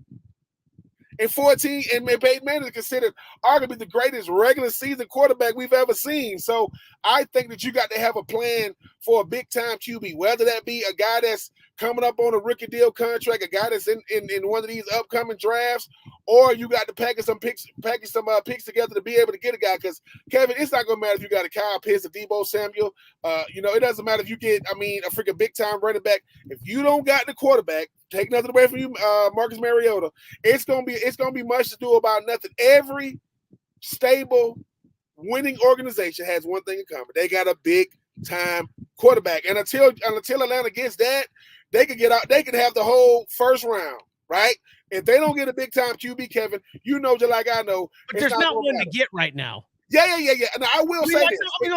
But hear me out. Like you mentioned Kyler Murray and Baker Mayfield. No offense to either one of those guys, but do you want either one of those guys to beat? Not really. I think what happens is, right? This is what really happens, right? And I know people like to hear this. You take a Dak Prescott, right? He got a big contract, right?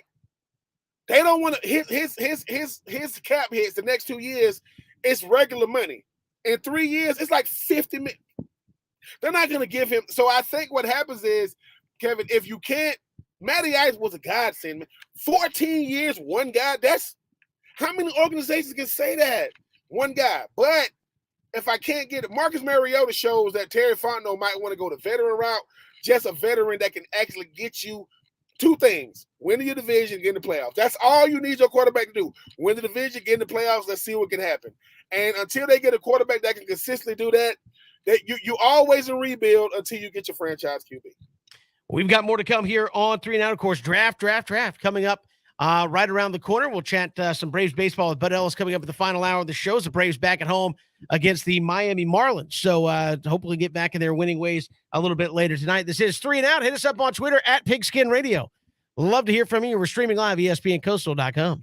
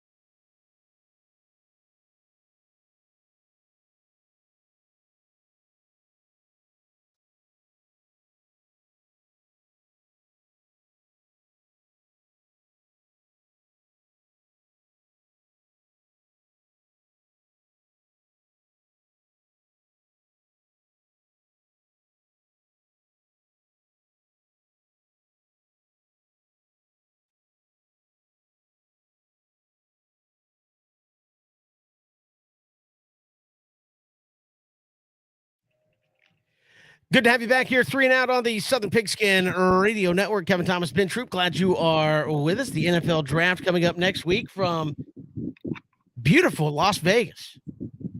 That's one of those things. Like, I get New York is nice, but I don't know. There's something about Vegas for a big event, man. I say, Kevin. Listen, for those of you who don't know, Kevin got a bowl game going on in Vegas. Listen, we were going to call it the No Name Bowl, but that actually came out in 2021. But I mean, listen, Kevin is a secret fan. Listen, he's a secret fan of the Raiders. That's nothing wrong with that. Silver and black, best uniforms in football. And now, Kevin's saying it's something about Vegas. No, we got a bowl game going on in Vegas. And Kevin said, listen, the reason why he's looking forward to it, Kevin get to gamble with other people's money. So he's looking forward to it. That's the whole reason. That's the whole reason. If I'm sponsoring a bowl game, how many chips do I get to go to the that's my gift bag, right? Everybody else can have like a credit card to get a little jacket or no, I just want chips and tell me which casino I can go to. You want chips and dip. Call it what you get. No, I don't need dip. I just need the chips. And when he's saying chips, he means ducats, greenbacks. Yeah. You know what he's talking about. Floyd Mayweather, come holler at us. You got all that bread. You willing to give $20 million for Antonio Brown? Yeah, give me some chips. Give over the law. Thomas a cool $10 million. We'll make it disappear. I'll give it right back. Probably. That's usually how it goes, right? You get it and you give it right back. Oh yeah. They say, Kevin, what's so addictive is they make sure you win and go, oh, and then they come over to the table, make sure you ain't counting cards or whatever. Make sure Tom Cruise ain't nowhere around or whatever. No, it's all good. I mean, it wasn't Tom Cruise. It was Tom Cruise was there, but Dustin Hoffman was the guy. Dustin Hoffman. Yeah, listen. And would that be weird though? If they came up and Dustin Hoffman was sitting next to you, they go, "You two need to come with me right now." Yeah, if I sat down, I was like, "Hey, I'm going to play next to this guy." For what? No, I mean, look, I think Vegas for a big event is fun. I mean, like you get the Vegas boxing events. Certainly for the draft, you can the casinos out there. You can have a whole bunch of stuff going on, and I think Vegas was supposed to have it the COVID year, and so the NFL awarded it back to Vegas to make up for the fact that they had a brand new stadium that nobody got to see when it opened in the COVID year. They were supposed to. I think is it called a Death Star or something like that? The stadium, I think is it. Yeah, it's all black. I think it is. I think it's called a Death Star. I think I could be wrong, but I heard it's super all black. I heard it's immaculate. Well, I know what I'll be looking up if that's what they officially call is that the nickname for the new Raiders stadium? I'll look that up during the break. We'll find out. We got a lot to get to. We're talking draft when we come back. We'll talk Braves baseball. With Bud Ellis as the Braves get ready to kick off a big homestand against the Marlins and the Cubs. And we'll do that in the final hour. It's 3 and Out on this Friday all across the Southern Pigskin Radio Network. Love to hear from you on Twitter at Pigskin Radio, streaming live, ESPNCoastal.com.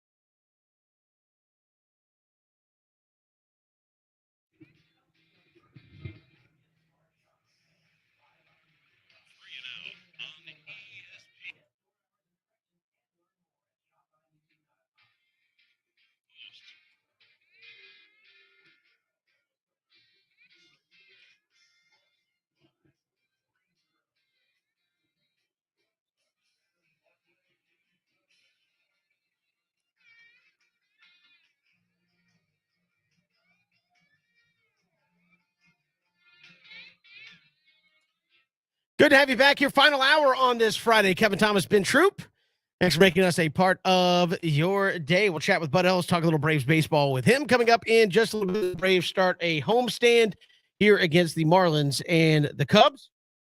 Trying to get back on the right foot here as, again, just back at home, all the festivities hopefully put to the rearview mirror for the time being, and we can move forward in 2022. But Ben, the draft coming up next week in Vegas, as we mentioned.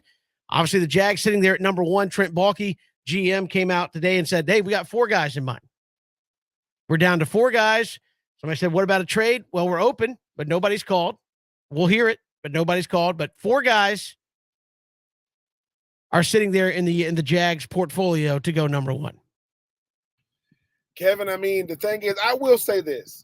Trent Baalke is definitely the one for the suspense, right? He's definitely the guy that, because the thing is, right, why he can do this, right? I got the number 1 overall pick. I can say that. I can say we know that 3 of them, I think, it's Javon Walker, Aiden Hutchinson, and Evan Neal. Now that 4th could be anybody, but this is the thing. Kevin, the thing, you said something yesterday. Trent Baalke does not have a winning track record. No. Trent Baalke is not the type of guy. No. Trent Baalke, he got Jalen Ramsey, gone. He got Jason. He got Allen or whatever, but we'll see if they're gonna even pick up his 5th-year option. But if it was anybody other than Trent Baalke, if it was anybody but the number 1 overall pick, you can say all that. You can say all those things. But the draft will start after they make their pick, because at first it was Evan Neal, gone. Aiden Hutchinson. Oh, here comes Trayvon Walker. So now they got somebody else in mind that might go number 1 overall. I saw some, I think it makes the draft intriguing, Kevin. Nothing. The most intriguing draft there is the NFL draft, because you actually know the people being selected. You don't have to worry about international players. You don't have to worry about off-the-radar players. And unfortunately, 2 things are going to happen. 1, the SEC is going to break the record for most players drafted. They get the most players drafted every year. 2, Mel Kiper is guaranteed to be wrong. Guaranteed. Oh, yet Mel Kiper's going to say, I didn't say that. They're going to go to the table. Maybe I did say it. I just don't remember saying it. Well, I think you look at Jacksonville and say, look, you got options at number 1. Aiden Hutchinson's a guy that they say they like. I get the sense, Ben, just listening to Trent Baalke, no other thing, just kind of reading between the lines, is that Trent Baalke wants Trayvon Walker. He may not be the winning voice at the end of the day if it's a majority rules, but I get the sense that Trent Baalke would really like to figure out a way to get the young man out of Georgia. Yeah, Kevin, and the thing is, right, I will say this. When it comes to a GM, right, 2 things you got to have. You got to have trust of the owner. You got that. But you got to have a track record. Like, he don't have a track record. Now, I will say that they're going to get an assistant GM, but they get him after the draft, not before the draft. And the reason why, because he might come up in there with the voice of reason, a little common sense might be sprinkled throughout the whole building. But I just say, Kevin, look, I will say this. Let me just say this about the draft, right? A lot of guys don't pan out. So there's no, he got to. No, he don't. You hope he does, but no, he doesn't. How many guys can we remember from each draft? You can't. Guys fizzle out. Certain guys play well, certain guys don't. Certain guys meet expectations, certain guys don't. I remember A1 J.J. Watt coming out of college. I did not see him becoming a player. He became sometime Richard Sherman. What a 4th round pick out of Stanford. Look who he became. So I would say that the most scrutinized pick is the number 1 overall pick, because they're going to be like, oh, number 1 overall. Jadeveon Clowney. Number 1 overall pick was the number 1 recruit coming out of high school. Everybody knew who's going to be number 1 overall pick. He's had an okay career. It ain't been nothing to ride home about. I just think that, Kevin, we scrutinize these picks too much. It's a pick. Deal with it. If it's not going to be a quarterback, they're going to be based upon who's around them anyway. And quarterbacks, too. You can talk about how great Pat Mahomes is. Travis Kelce, number 1 tight end in the league. Tyreek Hill, even though he just got moved on, arguably number 1, number 2 receiver in the league. It's not like you didn't have great players around him. So pick it, deal with it. It's Jacksonville. Y'all got pools at the stadium. Come on, man. The average age on y'all team is 23 years old. If whoever y'all get, he's already one of the oldest guys on the team, and he possesses some of the most veteran cachet because of the way he got drafted. But I do like the fact that Trent Baalke is making us all wait in suspense. All right, Ben, in your estimation, because I know people like Aiden Hudson or Trayvon Walker. Who is the best player in the draft? Don't care about need. I don't care about it. Who is the best player in your estimation in the draft? The best player in the draft to me, I think it might be, it really might be Sauce Gardner. Because the thing about it is, Kevin, he didn't give up a touchdown in college, right? He was at a team that made the college football playoff and wasn't in a big time conference, right? And he's 6'3", he ran a 4.4, and he's a guy that's super duper productive. I just think that for me, I just think he's the best player in the draft because he's rock solid. He's going to walk out of college and walk into whatever organization and do what he's been doing. Put me on the number one receiver with my length, with my size, with my athletic ability, and let me go out there and get it done. Now, a guy to me that's being disrespected, and I really don't understand why, it's Kayvon Thibodeaux. What has Kayvon Thibodeaux not done? He balled at Oregon. You knew how good he was. Led the league. It led college football in sacks. Yet all of a sudden, a guy that was a late bloomer, speaking of a late bloomer, I was a late bloomer myself, in Aiden Hutchinson, I just think, for me, Sauce Gardner to me is the best player in the draft to me, and I think that Kayvon Thibodeaux is right there at 1B. And again, both of those guys, Kayvon Thibodeaux, seen his kind of stocks. I know you hate when people say that, when you say, hey, he slid in the first round. He slid to number 8. What? I mean, you're still the 8th best player in the whole thing, according to. But I think Sauce Gardner will be interesting because, then to me, as you said, everything that you have watched and stats and look at would say this is what you're looking for: a taller, bigger. We talked to Kyer Elam earlier, 6'2" corner. Sauce Gardner, tall cornerback, physical. Sauce Gardner 6'3", all of 6'3". That's what I'm saying. 6'3", maybe a smidget under 6'4", but did not allow a touchdown in college. And again, you're getting the number ones. Now, not all number ones in college aren't created equally. Yeah. This is a guy that played in New Year's Six bowl games, guy that played in a college football playoff game, a guy that has played in big time college football games. Nobody got in the end zone on this guy. Now, is that going to hold for the NFL career? No, but I mean, obviously the dude knows what he's doing. He is a good technique guy, and he's big. But this is something we ain't talking about, right? What is it about Aiden Hutchinson that people don't want to talk about? Yeah, the Georgia tape. Obviously. We try to gloss over that Georgia tape, but we may have lost Ben there for a second. You try to go ahead, Ben. No, I was going to say, Kevin, what is it about Aiden Hutchinson that people don't want to talk about? When he went up against Georgia, right?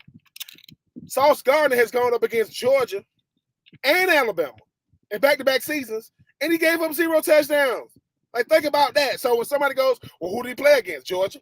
What did he do against them? In the Chick-fil-A Peach Bowl, gave up 0 touchdowns. Okay. What did he do in the college football playoff next year? Gave up 0 touchdowns. Now, they didn't win either game, but he only plays one position. I just think that if you're giving him elite competition, I will say this too, man, and we need to stop doing this. My competition, who I go up against, so I ball when I'm in college, then, he only went up against, no, the guy is 6'3". Most receivers ain't but 6 feet. He's one of the tallest players on the field. 6'3", 200 pounds, ran a 4.4. Never gave up a touchdown, and that's Georgia and Alabama. Oh, come on, man.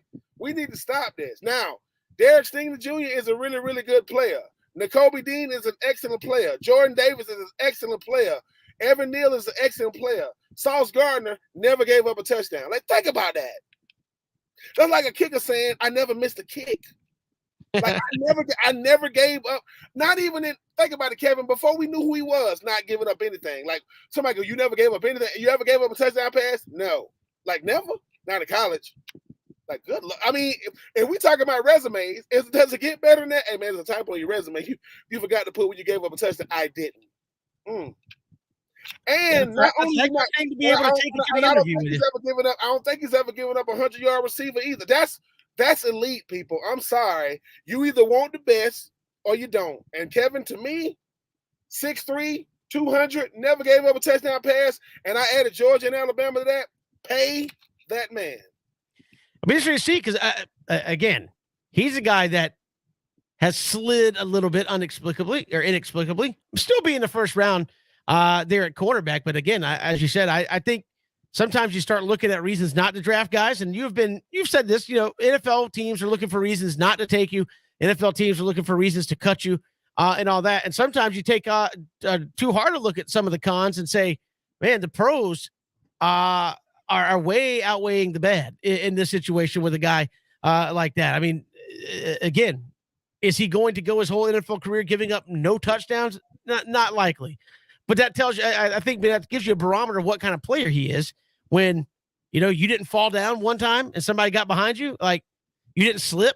You didn't, You didn't get your helmet pulled in the Super Bowl. Yeah. Like they didn't run a fade route and you got duped at the goal line. Not one time. Yeah. Like just stuff. That's excellent. That's stellar. Like, because Kevin, college football as a whole, the best of them give up a touchdown. Like, and that's the best of them. I've never given it up. And I'm thinking to myself, isn't that the goal? The goal is not to give up anything. He didn't give up anything. And don't give me that. It was at Cincinnati. They was in the college football playoff. Oh, okay. Well, what did they do before that? They went undefeated the year before. What? Yeah. In 2 calendar years, they lost 2 games. And I think, well, who they have on their resume? They beat Notre Dame. Head to head? Yes. You see, that's the other one. You didn't give up anything, obviously. And let's call it what it really is. If Georgia kicker don't got a freaking dynamite in his leg, they lose in the Chick-fil-A Peach Bowl 2 years ago. Who knows? But yeah, Kevin, I think that man, listen, his nickname is Sauce, man. I'm sorry. If you got a nickname like that, Kevin, and you living up to it, I ain't mad at him, man. I mean, 6'3". I mean, that's about as elite as you're going to get at the cornerback position. And he's a real corner, not projected to be a safety in the league. No, I play corner in college. I'm going to play corner in the league. We got more to come here on 3 Net. We'll talk more draft, which is coming up next week from Las Vegas. We'll look at what the Falcons and Jags have laid out in front of them. When we come back, we'll talk a little baseball. Can the Braves get back on their winning ways? They got the Marlins and Cubs at home. We'll talk some baseball with Bud Ellis when we come back. It's 3 and Out, Southern Pigskin Radio Network.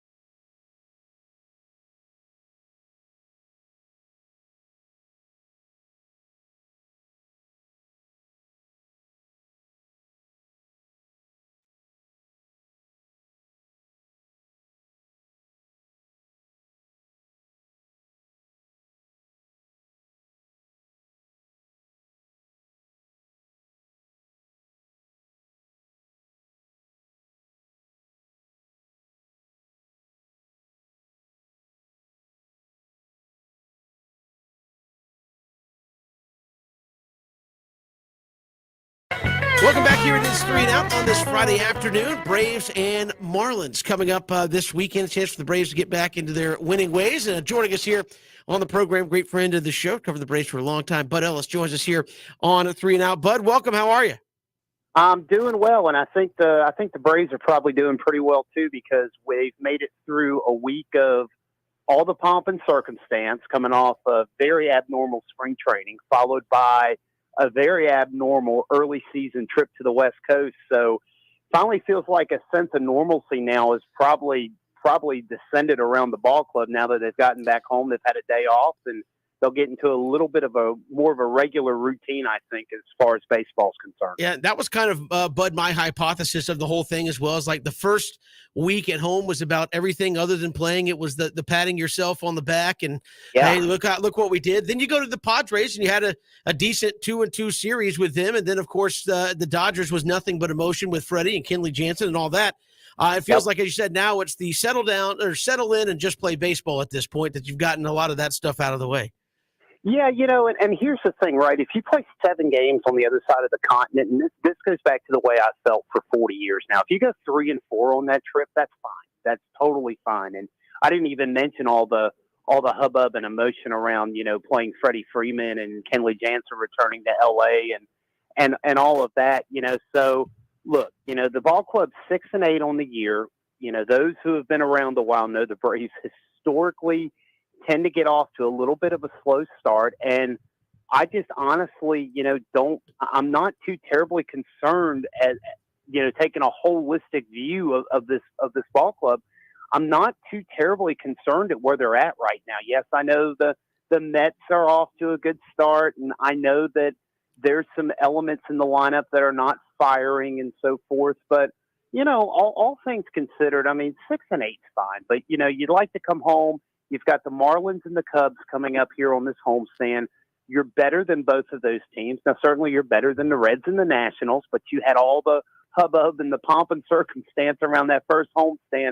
But I think you'll see the ball club settle in and start to play better now. And Bud, you talked about the offensive woes. I counted up the other day. You have 6 guys who are playing semi-regularly. We'll just put it that way. They're not necessarily, but 6 guys who are playing semi-regularly who are batting under 220. That includes, Ozzie Albies.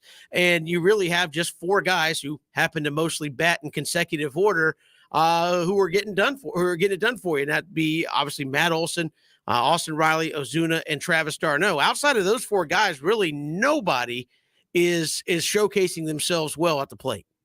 No, it's definitely been a slow start. And, you can look at it one of 2 ways. You can take kind of the micro view of, oh my goodness, what an awful start for Dansby Swanson. And no one's going to argue that. Awful start for Eddie Rosario. Nobody's going to argue that. An awful start for pretty much every person who's filled into the DH role, except the days that Ozuna has DH and a couple of Orlando Arcia appearances there. And really, the bottom half of the lineup has just been a black hole. But if you take a step back, you think, okay, these 2-week stretches can happen to just about anybody, right? Matt Olson is going to have a 2-week stretch where he looks lost. Marcell Ozuna is going to cool off for a 2-week stretch. And if it happens at the end of May, or if it happens the 2nd and 3rd week of August, no one really pays attention. But of course, it's going to be magnified when it's the very start of the season, and you look up 2 weeks in and you see you're hitting 063 or 081, or you've struck out 22 times in 49 plate appearances. Yeah. Obviously these guys are better than that. I think you'll see a little more kind of progression up to the mean as over the next couple weeks go. And certainly there's a key element of this lineup.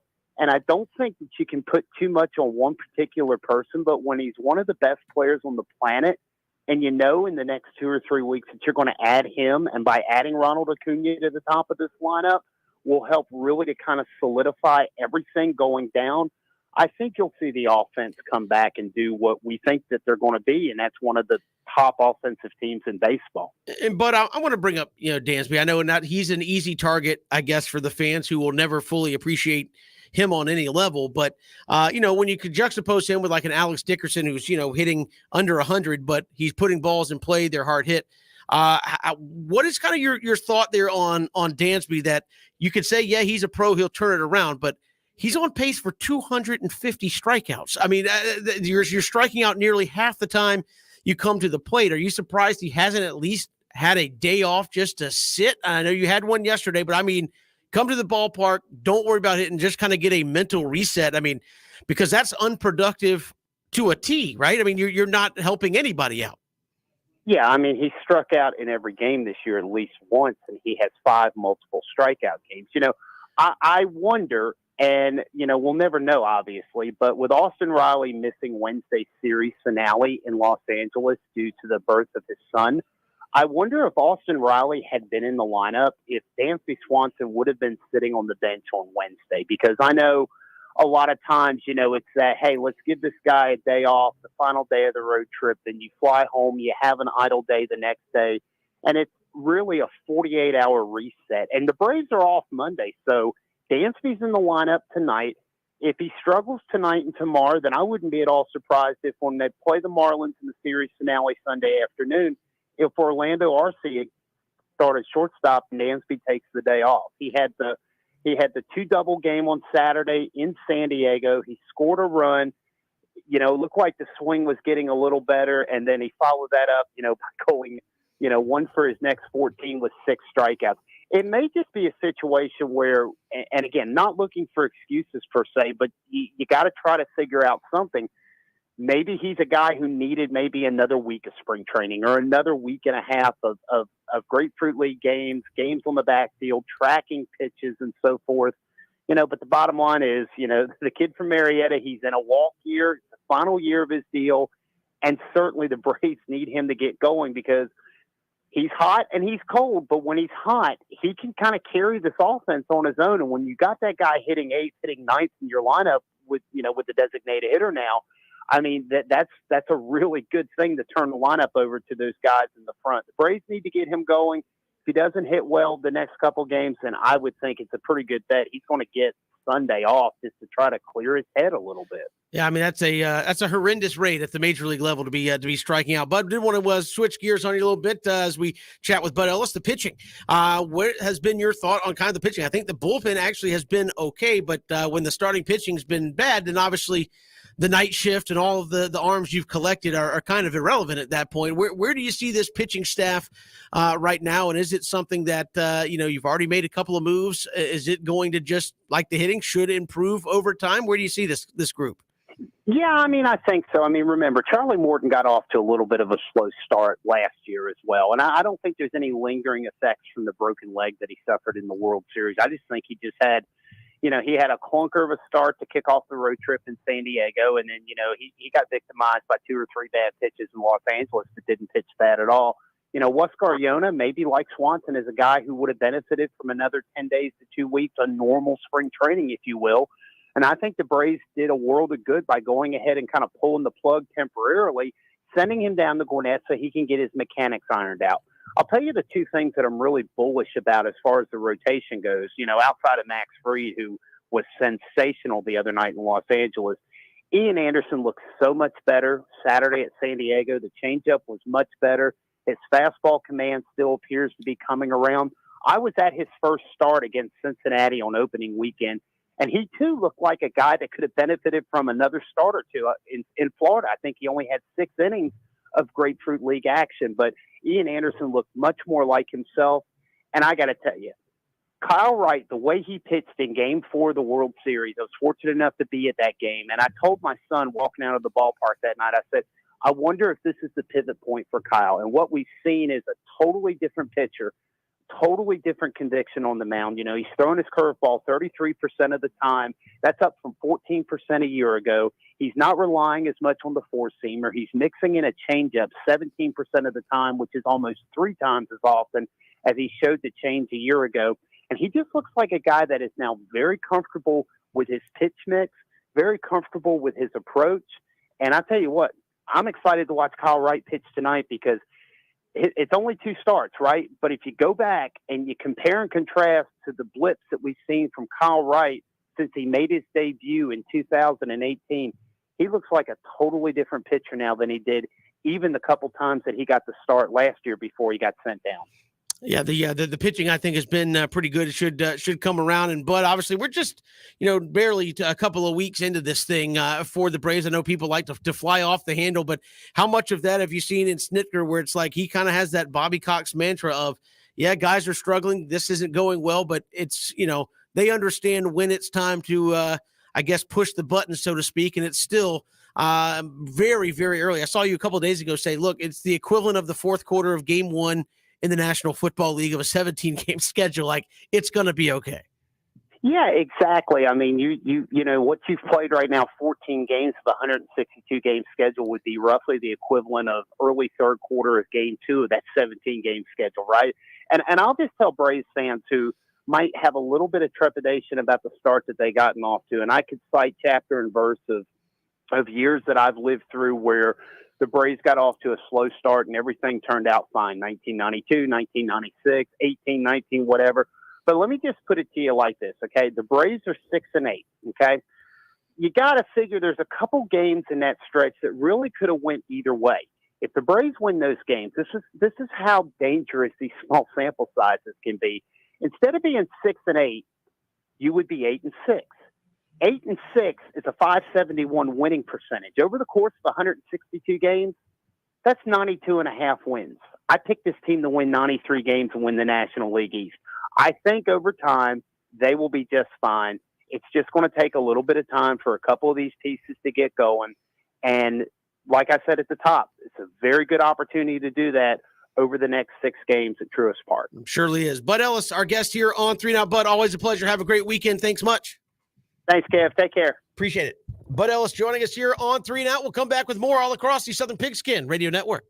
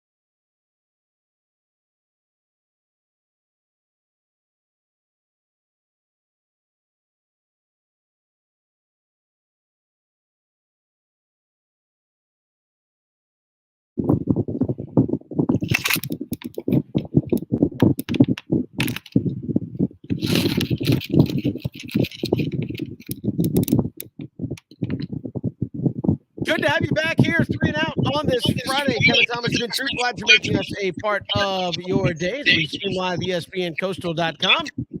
Draft coming up next week, and certainly come Monday, it's going to be all about who's got the number 1 pick. It's the Jags. What do they do, and how does it kind of set up for the remainder of the draft? And Trent Baalke says they got 4 guys in mind. I think most people think it's Aiden Hutchinson, Trayvon Walker, or one of the 2 tackles, Ekwonu or Evan Neal. I mean, I guess he could pull a wild card.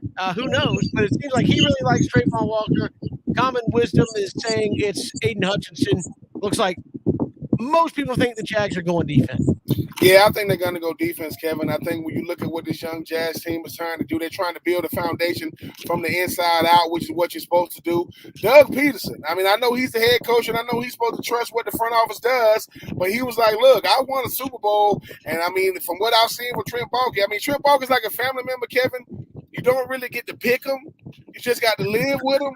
Trent Baalke is unstable as hell. You don't know what Trent Baalke gonna do. I mean, think about this. The PR department go, Trent, just go out there and say, we got a couple of guys we're looking at. We got 4 guys. Did we tell you to give them a number? But I will say this, though. The one thing about the NFL draft, Kevin, that never ceases to amaze is it still has that prestige, right? Like, think about it. We don't got no dog in this fight. But we be like, we still be looking, ooh, they got him. Like, as if to say, like, oh, I thought they were going to get. It's like, because we have our expectation of what we think a team is going to do. Obviously, we have a vested interest in the 8th pick in the draft because we cover them, grew up watching them, root for them. But, Kevin, it's going to be crazy, man. Georgia is obviously going to dominate the first 2-3 rounds. How many wide receivers are going to go? How many quarterbacks are going to go? Who's going to be that wild card pick? In 2019, I was blessed enough to go back to Nashville myself, BJ, Richie, for the draft. And I remember this. The 3 draft picks that stood out. Cleveland Farrell went number 4 overall out of Clemson. We were like, what? Daniel Jones went number 6 overall to the Giants. We're like, what? And the Atlanta Falcons drafted 2 offensive linemen in the first round. They drafted 2 of them. And they still need a D lineman right now. You know what else they need? An offensive lineman. So all I'm saying is a perpetual need for everybody in the league. Yes, I will say this. The top 10 in the National Football League is must-see TV. I mean, these guys, look, the fakest love you're ever going to see is going to happen on Thursday. Why? Because you got a bunch of 20-something-year-olds walking out hugging Roger Goodell. Fake, but I think they got to do it. Hey, who knows, Kevin? If I would have got drafted, I would have hugged Paul Tagliabue. I mean, I don't know who started that trend, but hey, man, he was like, look, I ain't got no beef with Roger Goodell, but wait till you get in the league and you start to realize what Roger Goodell really can do. But the draft is next week. I'm looking forward to it, Kevin. We already starting our draft coverage, but come Monday, it's going to be, listen, my draft, 2.0, 3.0, 4.0, they're going to be coming out. But listen to the draft the day before the draft to kind of give you the best barometer of where guys should land. Yeah, and again, Falcons are going to have choices. They're at 8. We talked about how tradable 8 is. Again, how much disparity is there between the number 8 pick and the number 15 pick at the end of the day? Be interesting to see. But if I'm Atlanta, again, you and I have been talking about moving back to set up. Kind of one of those moves you talk about, move back to set up for the 2023 draft, where there's obviously a whole lot of quarterbacks that should be coming out in the draft that people are at least right now high on in their abilities. Or do you, if you have to stick, where do you go? Because Ben, I mean, you could be sitting in the war room going, who do you like? Who do you like? I mean, like literally 4 or 5 guys could be sitting there. I would be interested. Most people say go defense for Atlanta, but if one of those tackles is sitting there, are you going to pass? I mean, people think Evan Neal is a 10, 12-year starter at tackle.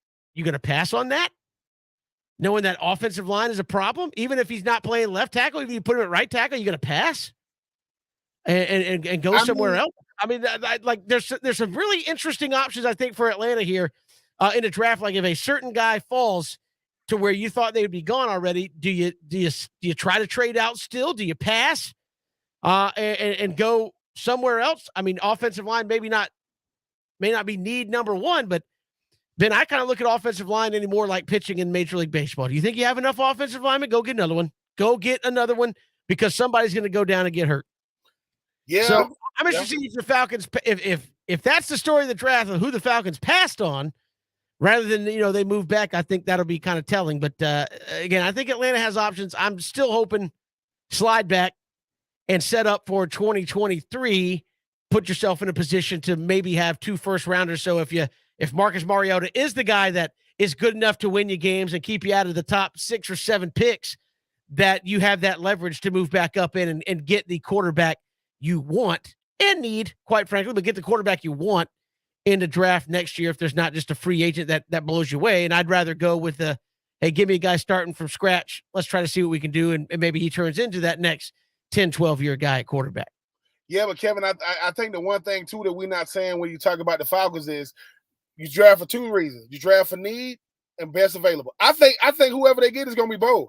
I think no matter who they get, it's going to be unless it's just if it's a running back, and I do love my running backs. I'm not Kevin. I love y'all. No, not in the first round. No, I'm not. But you're not going number 8. I'm sorry, but I will say they need a receiver. They need a quarter. I mean, they can use a quarterback. I'm not saying they do it, but would you be surprised if they take Malik Willis? Like, again, Kenny Pickett, I don't know if there's any other quarterback I would take, and I really would pass on Malik Willis because I think next year's crop, on the whole, you have a couple of options. So if you don't get the number 1, number 2 is still pretty good. But I don't see a quarterback that's saving my franchise in this draft. I don't either, Kevin. But this is the thing, right? This is the thing. In 2023, right? I get that's supposed to be the Bryce Young season. I get it. They're not saving franchises either. Like, they're going to be really, really good for years to come. I think the Joe Burrow effect got people going crazy, or Lamar Jackson got people going crazy, or Dak Prescott. Like, look, these are dime a dozen type players. But I will say, if they get Malik Willis, Kevin, I think about this. They get Malik Willis. Marcus Mariota's still going to start. Malik Willis is going to be, they're going to want him to get in because of where he got drafted, the position he plays. But who's to say that Marcus Mariota can't go out there and give you quality starts? Like, as long as they're not losing because of Marcus Mariota, you don't take him out. You don't take him out. But just like I know, Kevin, if a quarterback goes top 10, the probability of him he's gonna get out there. Yeah. Look at all the rest of them. Justin Fields didn't go top 10. He still got out there. You look at Mac Jones, still got out there. I think Trey Lance was really the only one that never really got out there at the end of the day. Which to me is embarrassing. I mean, I'm sorry. Listen, Jimmy Garoppolo, come on now. Like, and that's another thing too, Kevin, when you start thinking about these quarterbacks, Malik Willis and Sam Howell and Kenny Pickett and Matt Corral, look, you know how easy it is to talk about how a player ended up and say, oh, we want one of those. Yeah, that's based off what he's done already, not what he's gonna do. It's a projection. Great that they're doing the draft in Vegas, because that's what the draft is, people. It's a crapshoot. We don't know what we got. We really, really don't, right? Like, we don't. Listen, Kevin, think about this. Listen, what do they say? Listen, the house always wins, right? You're not going to beat Vegas, but you still go and you say to yourself, all right, I got $300. I'm not going to spend all $300. Like, I'm not bringing my wallet. I'm bringing cash money. Next thing you know, hey, man, what happened? Man, I'm down $1,000. Yeah, where's that ATM? Listen, at the end of the day, you walk in by yourself, you walk out with people escort you, sir. Do not come back. All right, well, cool. Can I at least get my stuff out of the room? So I'm just saying, at the end of the day, the greatest crapshoot there is in pro sports is the NFL draft. We will be locked in. That top 10 will definitely more than meet expectations. Yeah, I think so. And again, I think the Falcons are fascinating in the spot they're in. They can take anybody. They can move back, and I wouldn't be mad at them if they did that. To me, I get what you're saying, Ben, about, well, next year's quarterbacks aren't going to come in and light it up, but I think the probability of getting one next year is better than this year. I think Kenny Pickett could be. I mean, Kenny Pickett might have an 8-year career and throw less than 100 balls. That's kind of what I see with Kenny Pickett. He's one of those guys, like, you think down, 7-8 years from now, they're like, and backing up for the New York Jets, Kenny Pickett, and you're like, he's still in the league? And yeah, he's made a great paycheck, but never probably is going to be a long-term starter. I kind of see that with a lot of guys in this class, maybe not as much in next year's class. And that's why if I'm Atlanta, and that's a dangerous game to play. I get it. Let me get the next year's crop. But I feel like the depth of what is perceived at the quarterback position, you will have options. Looking at this class, most people think Malik Willis, then a drop off, then maybe Kenny Pickett, another guy, and that it gets to career backup after that. So you don't have a lot to decide from, and I would address other areas of my team and hope that I can, leverage my way back into the top 5 and take a quarterback in next year's draft. I know that's a dangerous game to play, but I think I'm willing to play it, given where the Falcons are currently. Yeah, Kevin. Number one, if you're going to be getting you'll be getting guys like Bryce Young and those guys next year, that means your team stunk it up in 2022 because but again, if you have the two, that's why I'm advocating trading back. Even if Marcus Mariota overachieves, and you go, the fan base in it is, oh man, we won 7 games. We were 7-10 with Marcus Mariota. Why couldn't we have just lost a few more? Well, if you have 2 first rounders, if you were able to trade back, then you could use that to leverage your way back up into a more favorable draft position to get a quarterback. That would help you out next year, as opposed if it just plays out where you draft straight through this go round. You might have to give up a lot to move up to quarter if you don't have that kind of stuff to deal with. Yeah, Kevin, and if whoever gets number 1 and number 2 or the top 3 picks next year, you're gonna have to come with a lot to get to upseat those guys to get in that position because them quarterbacks going 1, 2, 3 or whatever in whatever order. But I think if you Terry Fontenot, go show why you left New Orleans to come to Atlanta. Go show why you helped build one organization. I can show you how I can rebuild another one. But Kevin, I do agree.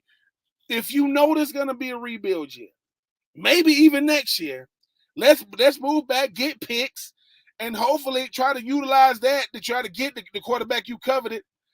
Because I think at the end of the day, Atlanta isn't going any. Listen, Marcus Mariota, love you, man. Gotta love you. I don't want to. Well, I've had to love you. Well, I've had to love you twice because you was with my Titans. Now you with my Falcons. But when you was with my Titans, you was a young whippersnapper, man. I think you about to have a couple of grades up there now, man, from the stress. Not necessarily from your age, but I just think, Kevin, I think you said it. You want Marcus Mariota to be good, but not too good. You don't want no 8 and 9s. It sounds so bad to say. It's like, hey, man, I appreciate what you're doing, but hey, we don't need to win 8 games. I mean, come on.